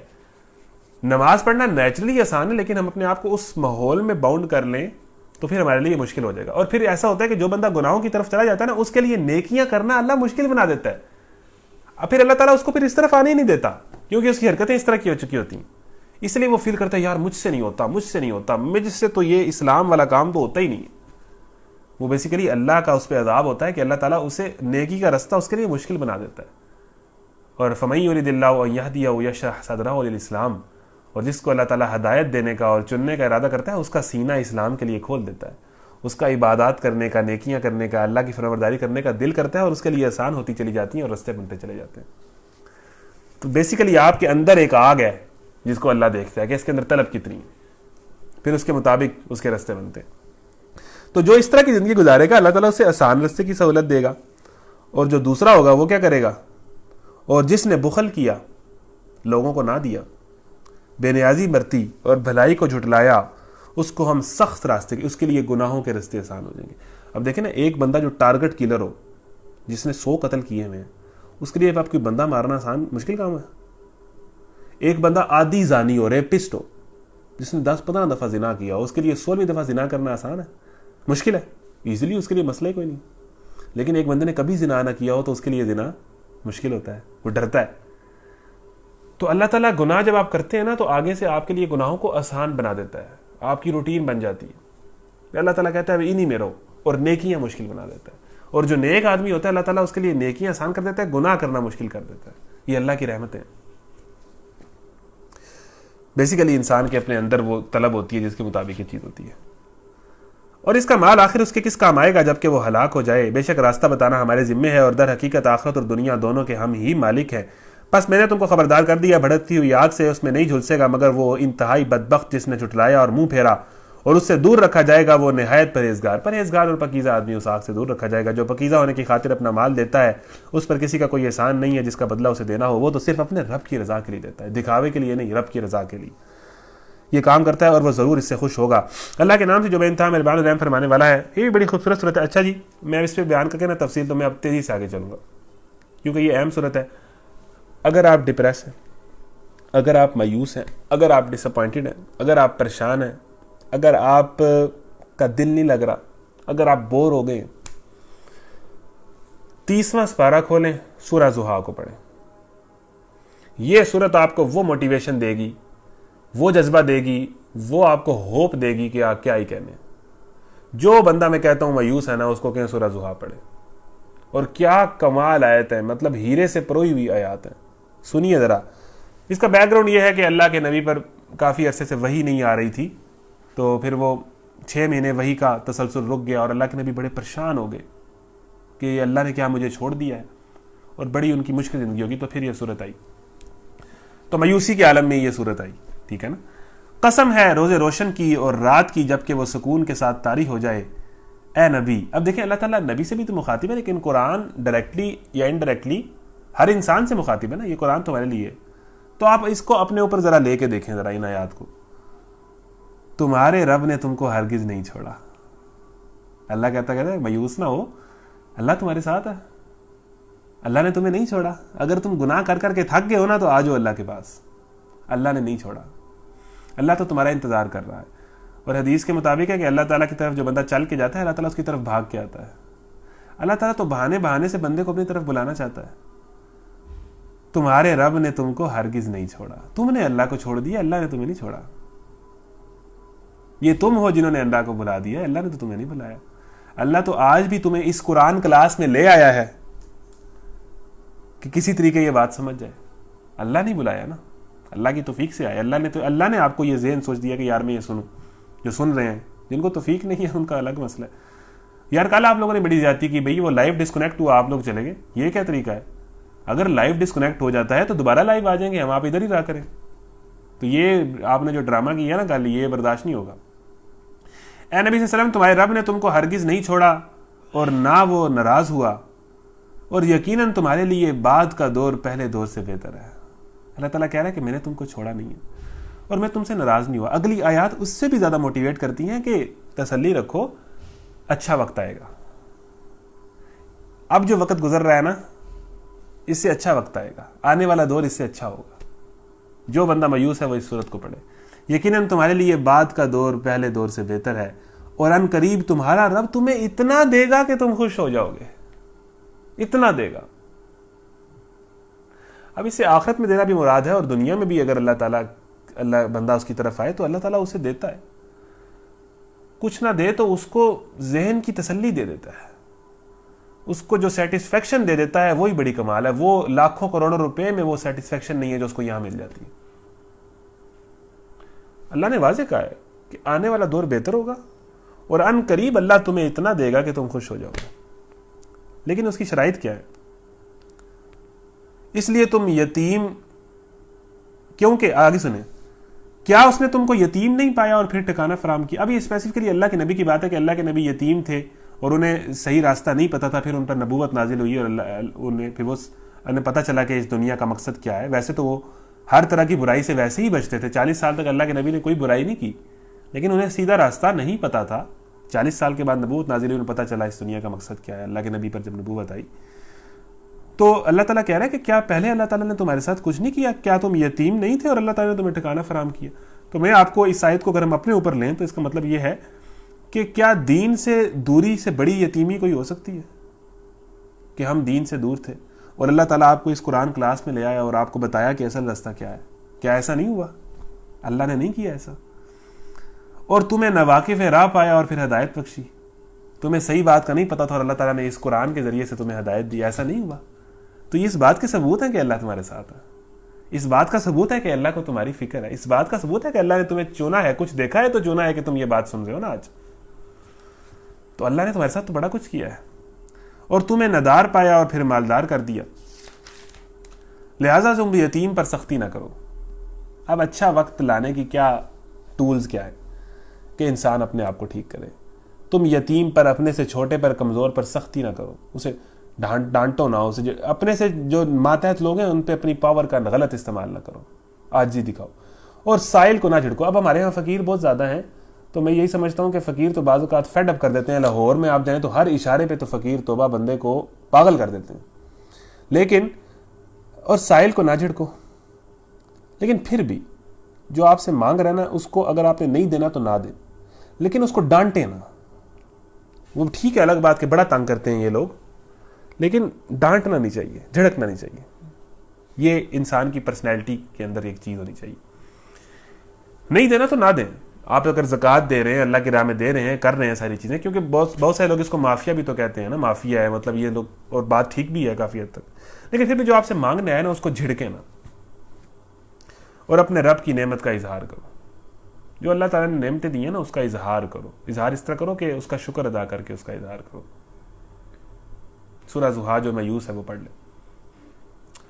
اللہ کے نام سے جو بے انتہا مہربان و رحم فرمانے والا ہے. اے نبی صلی اللہ علیہ وسلم، کیا ہم نے تمہارا سینہ تمہارے لیے کھول نہیں دیا اور تم پر سے وہ بھاری بوجھ اتار دیا جو تمہاری کمر توڑے ڈال رہا تھا؟ اب انشراح صدر کہتے ہیں، جس طرح اللہ تعالیٰ جس کو ہدایت دینے کا ارادہ کرتا ہے اس کا سینہ اسلام کے لیے کھول دیتا ہے کہ وہ اسلام پر مطمئن ہو جائے اور اسلام کے احکامات پر چلنے لگ پڑے اور اسلام کی ذمہ داری کو اپنی ذمہ داری سمجھ لے اور اس کو پیشن بنا لینا. یہ ایک قسم کی انشراح صدر ہے کہ اللہ نے اس کا سینہ اسلام کے لیے کھول دی. اسے بات سمجھ آ گئی، کنفیوژن اس سے نکل گئی. اور تم پر سے وہ بھاری بوجھ اتار دیا، جو کنفیوژن کا بوجھ بھی ہوتا ہے، ٹھیک ہے نا. وہ بھاری بوجھ اتار دیا جو تمہاری کمر توڑے ڈال رہا تھا، اور تمہاری خاطر تمہارے ذکر کا آوازہ بلند کر دیا. ورفعنا لک ذکرک. اب اس کی آیت کی تفسیر بڑے لوگ کرتے ہیں کہ اللہ کے نبی کا ذکر تو تا قیامت بلند ہی رہنا ہے، اور ہے. بس حقیقت یہ ہے کہ تنگی کے ساتھ فراخی ہے. یہاں بھی وہی بات جو سورہ زحا میں آئی ہے کہ ہر مشکل وقت کے ساتھ آسانی بھی ہے. مشکل اپنے ساتھ آسانی بھی لے کر آتی ہے، ٹھیک ہے نا. ہر مشکل وقت کے ساتھ، ہر تنگی کے ساتھ فراخی ہے. بے شک پھر دوبارہ کہا کہ بے شک تنگی کے ساتھ فراخی بھی ہے. لہذا جب تم فارغ ہو تو عبادت کی مشقت میں لگ جاؤ. فارغ ہو تو نیٹ فلکس پہ نہ بیٹھ جاؤ، فارغ ہو تو الٹے یہ جناب یاشی کرنے نہ نکل جاؤ. فارغ ٹائم میں سب سے زیادہ کمال کی چیز یہ ہے کہ بندہ اپنے آپ کو اللہ سے قریب کرے، کیونکہ یہ اتنی لائف فاسٹ ہے، ہمیں تو ٹائم ہی نہیں ملتا.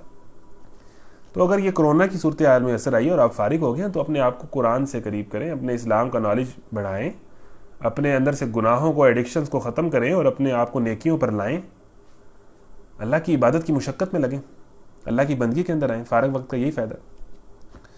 اور حدیث بھی ہے کہ اپنی جوانی کو بڑھاپے سے پہلے غنیمت جانو اور اپنی فراغت کو مصروفیت سے پہلے غنیمت جانو، اور اپنے رب ہی کی طرف راغب ہو. اگر راغب ہونا ہے نا، کسی لڑکی کی طرف راغب نہ ہو، اس کی طرف بھاگ بھاگ کے نہ لپکو.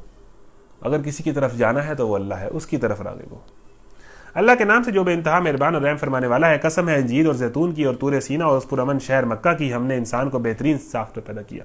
لقد خلقنا الانسان فی احسن تقویم. اللہ تعالیٰ کی تخلیق کا جو ماسٹر پیس ہے نا، کریشن کا، وہ انسان ہے، اشرف المخلوقات. وہ اپنے آپ پہ غور کریں، آپ کی اتنی کمال چیز ہے اللہ تعالیٰ نے. اور پھر انسان یہ سمجھے کہ میں بے مقصد ہوں، میں فضول ہوں، میرے میں ٹیلنٹ نہیں ہے، میں کسی کام کا نہیں ہوں. نا نا نا نا نا نا. میں قسم کھاتا ہوں کہ ہر انسان آپ میں سے بیٹھا ہوا بے شمار صلاحیتوں کا مالک ہے. ہاں، ہر کسی کی صلاحیتیں مختلف ہوتی ہیں نا، ہر کسی کا پیشن مختلف ہوتا ہے.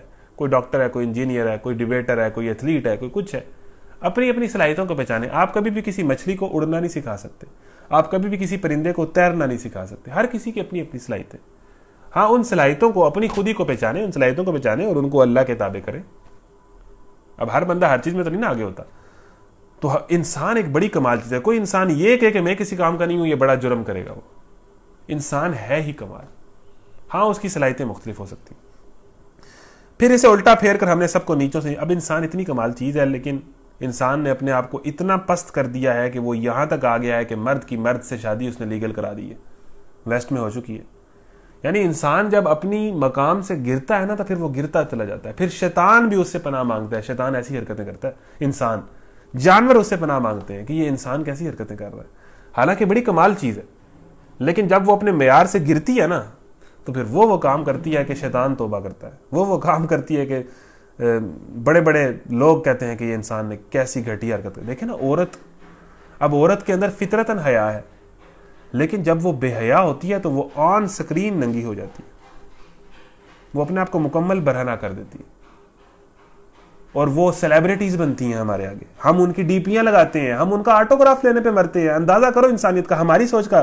ان کے عمل گندے، ہماری سوچ گندی. جب سوچ گندی ہونے پہ آئی تو ہم کہاں تک جاتے ہیں کہ جو ننگا ناچ لیتی ہیں، جو کپڑے سکرین پر اتار لیتی ہیں، وہ سیلیبریٹیز ہیں. وہ ہالی ووڈ اور بالی ووڈ ہے اور وہ ہیروئنز ہیں اور ان کے میٹ اپس ہو رہے ہیں. آپ اندازہ کریں کہ انسان کی ہماری سوچ کتنی گندی ہے اور ان کی حرکتیں کتنی گندی. فطرتاً عورت میں حیا ہوتی ہے. فطرتاً انسان اپنے آپ کو لباس میں رکھنا چاہتا ہے نیچرلی، لیکن نیچر سے گرے تو پھر کہاں تک جائے.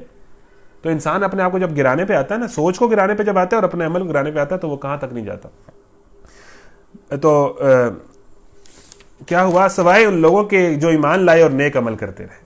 ایمان اور نیک عمل، پھر دوبارہ وہی بات، ان کے لیے کبھی ختم نہ ہونے والا اجر ہے. پس اے نبی صلی اللہ علیہ وسلم، اس کے بعد کون جزا و سزا کے معاملے میں تم کو جھٹلا سکتا ہے؟ کیا اللہ سب حاکموں سے بڑا حاکم نہیں ہے؟ اللہ کے نام سے جو بے انتہا مہربان اور رحم فرمانے والا ہے. پڑھو اے نبی اپنے رب کے نام سے. حیرت ہے کہ یہ قوم ترقی میں ہے پیچھے، جس قوم کا آغاز ہی اقرا سے ہوا تھا، جس امت کا آغاز ہی پڑھنے پڑھانے سے ہوا تھا، وہ قوم ترقی میں پیچھے.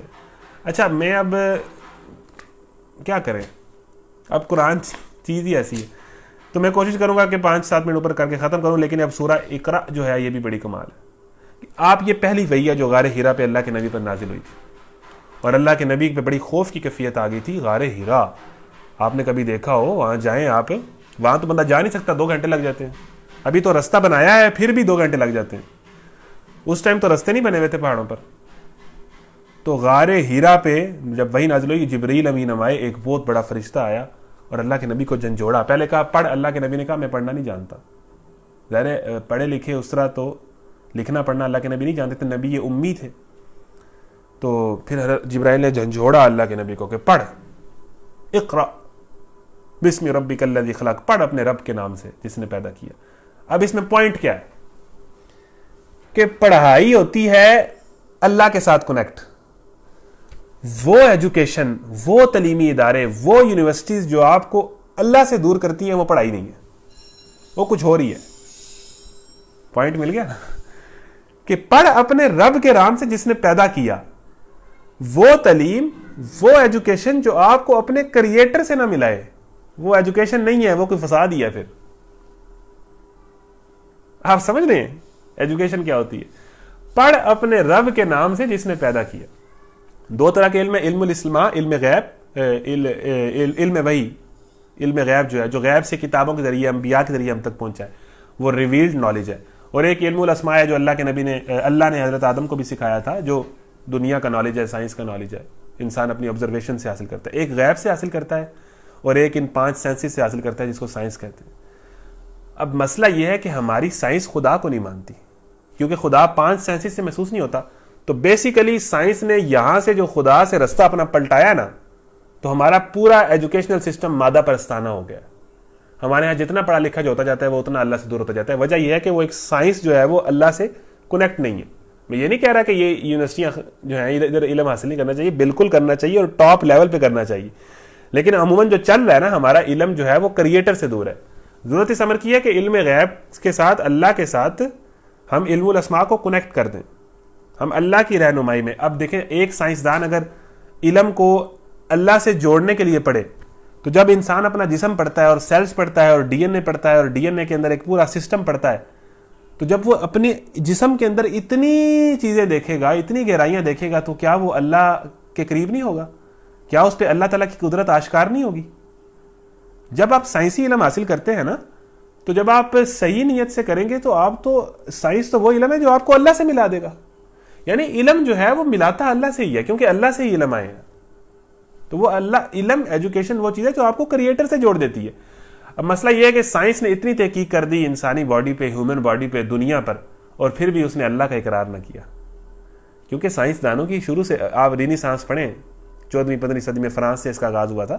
یہ ایک سائنسی انقلاب تھا اور انہوں نے اللہ کا انکار کیا تھا، وہاں سے سائنس کا آغاز ہوا تھا. پھر سارے ناول، ساری تھیوریز وہیں سے آئیں. اللہ سے انکار پر یہ سائنس کھڑی ہے، اللہ کو مانتی نہیں ہے. لیکن علم وہ چیز ہے کہ بندہ جب حاصل کرے تو فوراً، آپ نے کبھی بھی سائنس کی کتابوں میں اللہ کا نام نہیں سنا ہوگا.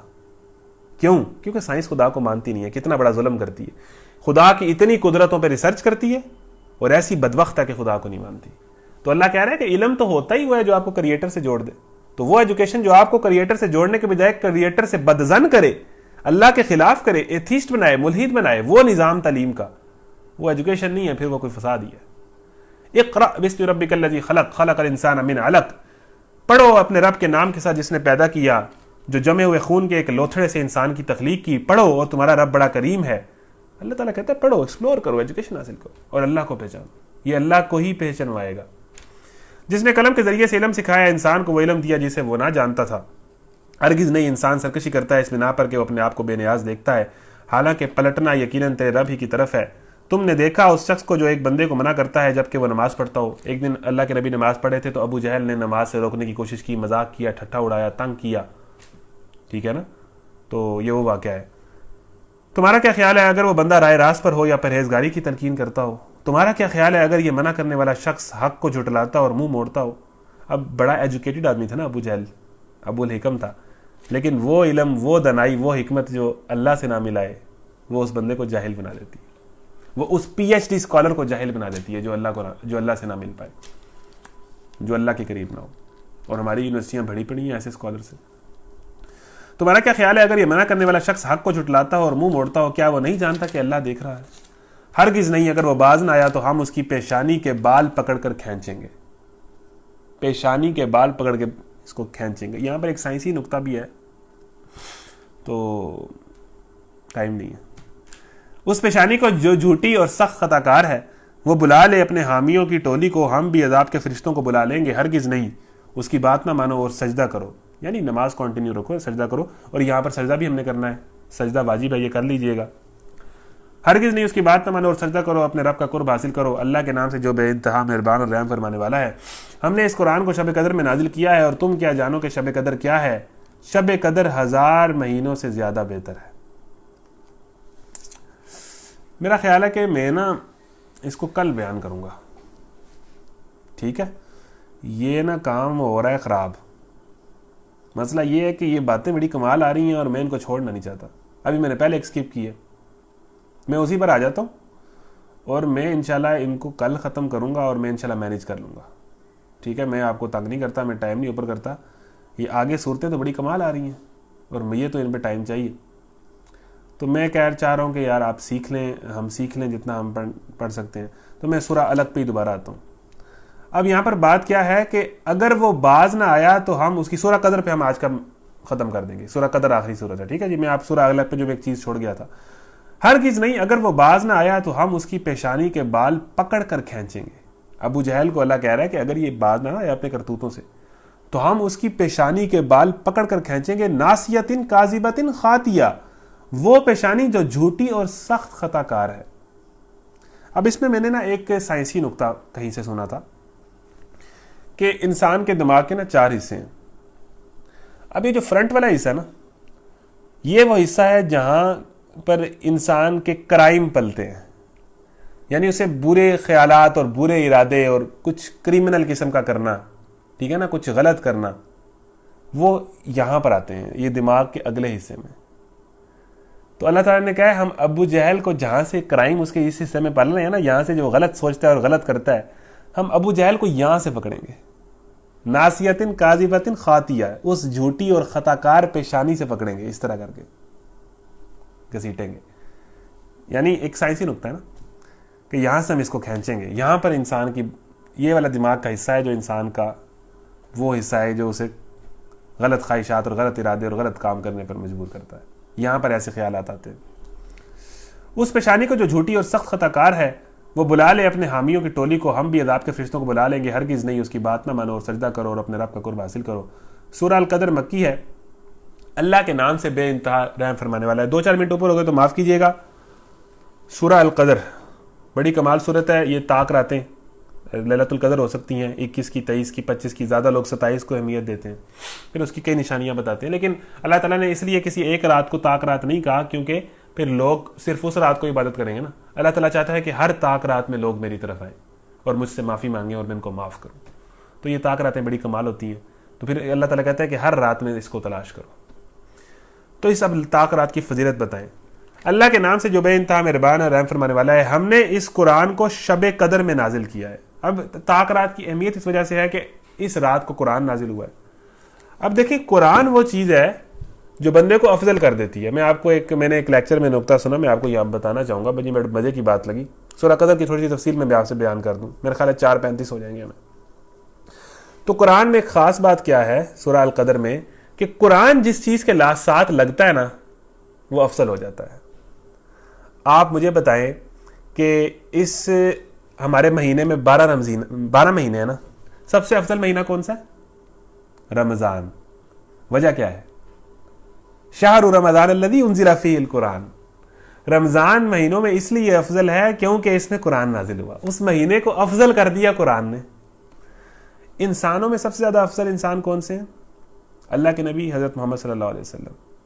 ایک بنیادی مین وجہ کیا ہے کہ اللہ کے نبی پر اللہ تعالیٰ کی آخری کتاب قرآن مجید نازل ہوئی. جس انسان پر قرآن نازل ہوا وہ انسان تمام انسانوں میں سب سے زیادہ افضل ہو گیا, تمام انبیاء میں سب سے زیادہ افضل ہو گیا. جس مہینے میں قرآن نازل ہوا وہ مہینہ تمام مہینوں سے زیادہ افضل قرار پایا, اور جس رات میں یہ قرآن نازل ہوا وہ رات تمام راتوں سے افضل ہو گئی. اب آخری پوائنٹ رہ گیا, تمام انسانوں میں سے بہتر انسان کون سا ہے؟ خیرکم من تعلم القرآن وعلمہ. تم میں سے بہتر وہ ہے, سب سے بہتر وہ ہے جو قرآن سیکھتا ہے اور سکھاتا ہے. یعنی جو قرآن سیکھتا ہے اور سکھاتا ہے وہ تمام انسانوں میں سے سب سے زیادہ افضل ہو جاتا ہے. جو قرآن کے جتنا قریب ہے, جس قوم کا قانون قرآن کے جتنا مطابق ہے وہ قوم اتنی افضل ہے, وہ قوم اتنی ڈومیننٹ ہوگی. یہ قرآن یہ چیز ہے. اور قرآن کا جو حق نہیں نا ادا کرتا, حدیث ہے کہ قرآن اس کو جہنم میں ڈلوا کے چھوڑے گا. اور ایک بڑی سخت حدیث بھی ہے, اب اس کا ٹائم نہیں قرآن کے حوالے سے, کہ قرآن کا جو حق ادا کرے گا قرآن اس کی سفارش کرے گا اور اللہ سے کہے گا اس کو جنت میں ڈالنا ہی ڈالنا. اور جو اس قرآن کا حق ادا نہیں کرے گا, نہ اس کو پڑھے گا, نہ اس کو سمجھے گا, نہ اس کے مطابق اپنی زندگی گزارے گا, اس کو جہنم میں ڈلوا کے چھوڑے گی یہ کتاب. تو جو قرآن سے اٹیچ ہوتا جاتا ہے وہ افضل ہوتا جاتا ہے. تو لیلۃ القدر کیوں افضل ہے کہ ہم نے اس قرآن کو شب قدر میں نازل کیا, قرآن اس میں نازل ہوا, اور اس رات کو اتنا افضل کیا کہ اللہ تعالیٰ جو معافی مانگنے آتا ہے اس کو معاف کر دیتا ہے. اور تم کیا جانو شب قدر کیا ہے. یعنی تم کیا جانو کا مطلب یہ ہے کہ جتنا مرضی تم اس کی تفصیل میں چلے جاؤ نا, تم اس کی فضیلت کو جان ہی نہیں سکتے.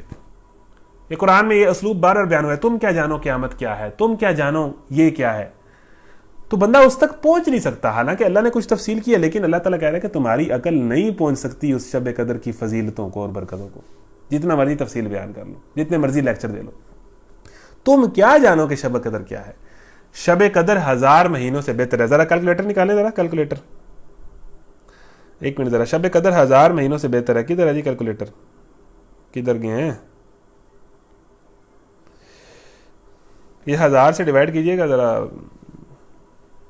1000 مہینوں کو 30 کو آپ نے ملٹیپلائی کرنا ہے 1000 سے. یہ تو سمپل بن رہا ہے ویسے, 30,000. اس پہ تو کیلکولیٹر میں جانے کی ضرورت ہی نہیں ہے, سوری.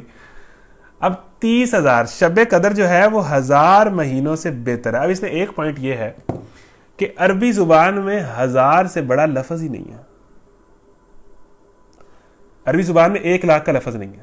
ہمارے ہاں تو لاکھ کا لفظ بھی ہے, کروڑ کا بھی ہے, ارب کا بھی ہے. عربی زبان میں نا 1000 سے بڑا لفظ ہی نہیں ہے. الف 1000 کو کہتے ہیں, اس سے بڑا لفظ ہے ہی نہیں عربی کی گنتی میں. تو کیا ہے کہ شب قدر 1000 مہینوں سے بہتر ہے. یعنی اللہ تعالیٰ کہہ رہا ہے, عربوں کو چونکہ مخاطب عربی زبان ہے نا, تو اللہ تعالیٰ نے وہ ورڈ یوز کیا ہے جو گنتی کا سب سے بڑا ورڈ یوز ہے. اگر یہ کتاب اردو میں ہوتی نا تو یہ شب قدر کھرب مہینوں سے بہتر ہے. عربی زبان میں 1000 سے بڑا لفظ ہی نہیں ہے, تو اس لیے سب سے بڑا لفظ یوز کیا. اٹ مینس کہ اس کا مطلب یہ ہے کہ بہت زیادہ برکت والی رات. 1000 تو جیسے کہتے ہیں نا کہ یار وہ بندہ لاکھوں میں ایک ہے, مبالغہ ہے نا, لاکھوں میں ایک ہے. تو یہی بات ہے کہ یہ نہیں ہے کہ 1000, ایک تو اس کا یہ مطلب ہے کہ یہ انلمیٹڈ ہے. سب سے بڑا لفظ یوز کیا عربی زبان کا, نہیں تو یہ کروڑوں راتوں سے بہتر ہے, کروڑوں مہینوں سے, اربوں مہینوں سے. تو سب سے بڑا لفظ عربی گنتی میں 1000 ہے. شب قدر 1000 مہینوں سے زیادہ بہتر ہے.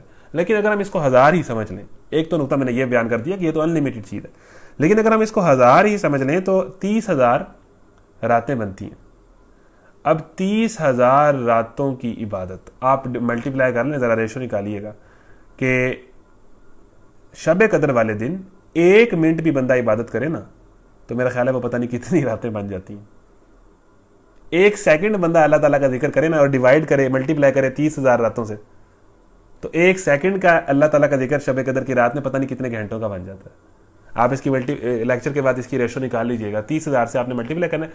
یہ تب کرنا ہے, میں نے کہا الف سے بڑا لفظ نہیں ہے اس لیے بیان نہیں ہوا, ویسے تو یہ انلمیٹڈ چیز ہے. لیکن اگر آپ اس کو 1000 مہینے بھی رکھیں نا تو 30,000 سے آپ شب قدر کی عبادت کا 1 گھنٹہ ذرا ملٹیپلائی کیجئے گا تو آپ کو پتہ چلے گا کہ اس کا مجھے کتنا اجر ملنے والا ہے. 80 سے زیادہ سال بنتے ہیں 1000 مہینے, 80 سے زیادہ سال. یعنی اگر آپ نے 1 گھنٹہ عبادت کی تو اس کا مطلب ہے آپ نے 1 سال عبادت کی. اس طرح کا اس کی ریشو بنتی ہے. تو یعنی جس نے شب قدر کی راتیں لگا لی نا عبادت میں, اس نے ساری زندگی سمجھنے لگا دی عبادت میں. تو آگے چلتے ہیں. فرشتے اور روح اس میں اپنے رب کے اذن سے ہر حکم لے کر اترتے ہیں. وہ رات سراسر سلامتی ہے طلوع فجر تک, یعنی فجر کا لفظ ہم نے پہلے ہی پڑھا تھا, پو پھٹنے تک, سحری کے وقت تک وہ رات سراسر سلامتی ہے, رحمت ہی رحمت ہے, مغفرت ہی مغفرت ہے. اللہ تعالیٰ سے دعا ہے کہ وہ ہمیں اس رمضان سے فائدہ اٹھانے کی توفیق عطا فرمائے. حدیث ہے کہ وہ شخص تباہ ہو گیا جس نے اپنی زندگی میں رمضان پایا اور اپنی مغفرت نہ کروا سکا. اللہ کے نبی نے کہا آمین. اللہ کے نبی نے کبھی کسی کو بد دعا نہیں دی, لیکن جو رمضان پائے اور اپنی مغفرت نہ کروا سکے, اللہ کے نبی نے کہا کہ یہ شخص برباد ہو جائے. حضرت جبرائیل نے یہ دعا کی اور اللہ کے نبی نے کہا آمین. جس دعا پہ اللہ کے نبی آمین کہہ دیں, یعنی جو بندہ رمضان پائے اور اپنی مغفرت نہ کروا سکے, اللہ کے نبی کی اس کو بد دعا ہے کہ وہ برباد ہو جائے. اللہ تعالیٰ ہمیں رمضان کی راتوں سے فائدہ اٹھا کرنے کی توفیق عطا فرمائے اور قرآن پڑھنے اور سمجھنے اور عمل کرنے کی توفیق عطا فرمائے. میں نے کل سورہ یوسف پہ آنا تھا, ٹھیک ہے, اور سورہ یوسف میں اب میں سن لیں, میں نے فیصلہ کر لیا جی, یہ جو آخری صورتیں ہیں نا یہ ہم پڑھیں گے آخری دن. ڈن ہو گیا, کیونکہ 30واں پارہ آخری وقت میں ہی اچھا لگتا ہے نا, آخری دن ہی, تو یہ چلیں گی وہاں پر. کل کے لیے سر ریڈی ہو جائیں, سورہ یوسف آ رہی ہے. اپنے جتنے دوستوں کو بلانا ہے بلا لیں. کل کا لیکچر انشاءاللہ بڑا کمال ہوگا. سورہ یوسف ہم نے پڑھنی ہے 2 دن میں, کل اور پرسوں. ایک نوجوان کی کہانی ہے, آپ کو اپنی نوجوانی کے سارے پہلو حضرت یوسف کی زندگی میں نظر آئیں گے, اور آپ کی پرسنالٹی, آپ نے ایک پرسنالٹیڈ نوجوان کس طرح بننا ہے اور وہ کس طرح کا ہوتا ہے, وہ ساری چیزیں آپ کو سورہ یوسف میں نظر آئیں گی. کل آ رہی ہے سورہ یوسف, تو یہ جو آخری صورتیں رہ گئی یہ ہم پڑھیں گے آخری دن. کل سورہ یوسف کے لیے تیار ہو جائیں. 10 15 15 20 دوستوں کو لے کر آئیں, سب کو انوائٹ کریں, میسیجز کریں, واٹس ایپ کریں, واٹس ایپ اسٹیٹس لگائیں, فیس بک پہ شیئر کریں, جتنی اس کی ایڈورٹائزمنٹ کر سکتے ہیں کریں, اس لیے کہ لوگ سارے نوجوان پاکستان کے ہر کسی کو میں کہہ رہا ہوں جتنے سن رہے ہیں 10 نوجوان کم از کم لے کے آئے, مینشن کریں, گروپ میں ایڈ کریں, انوائٹ کریں, کہ یار صرف 2 دن یہ لیکچر ہونا ہے سورہ یوسف پہ 1.5 گھنٹے کا, یہ سن لیں اور اپنی زندگیاں, اپنی نوجوانیاں حضرت یوسف کے مطابق گزاریں. بڑا مزہ آئے گا, بہت دلچسپ اور بہت مزے کا. احسن القصص, کہانیوں میں سب سے اچھی کہانی, سب سے اچھا قصہ ہے سورہ یوسف. تو کل سورہ یوسف کے لیے تیار ہیں جی؟ انشاءاللہ کہہ دیں آپ تیار ہیں نا انشاءاللہ. تو آپ دوستوں کے ساتھ شامل ہوں, گروپ میں انوائٹ کریں لوگوں کو, کل سورہ یوسف کے لیے پریپیئر کریں. 2 دن ہم سورہ یوسف پڑھیں گے. اللہ تعالیٰ سے دعا ہے کہ ہمیں قرآن پڑھنے, سمجھنے اور عمل کرنے کی توفیق عطا فرمائے. معذرت ٹائم زیادہ ہونے کی, لیکن قرآن کتاب ہی ایسی ہے. وآخر دعوانا الحمدللہ رب العالمین. السلام علیکم ورحمۃ اللہ.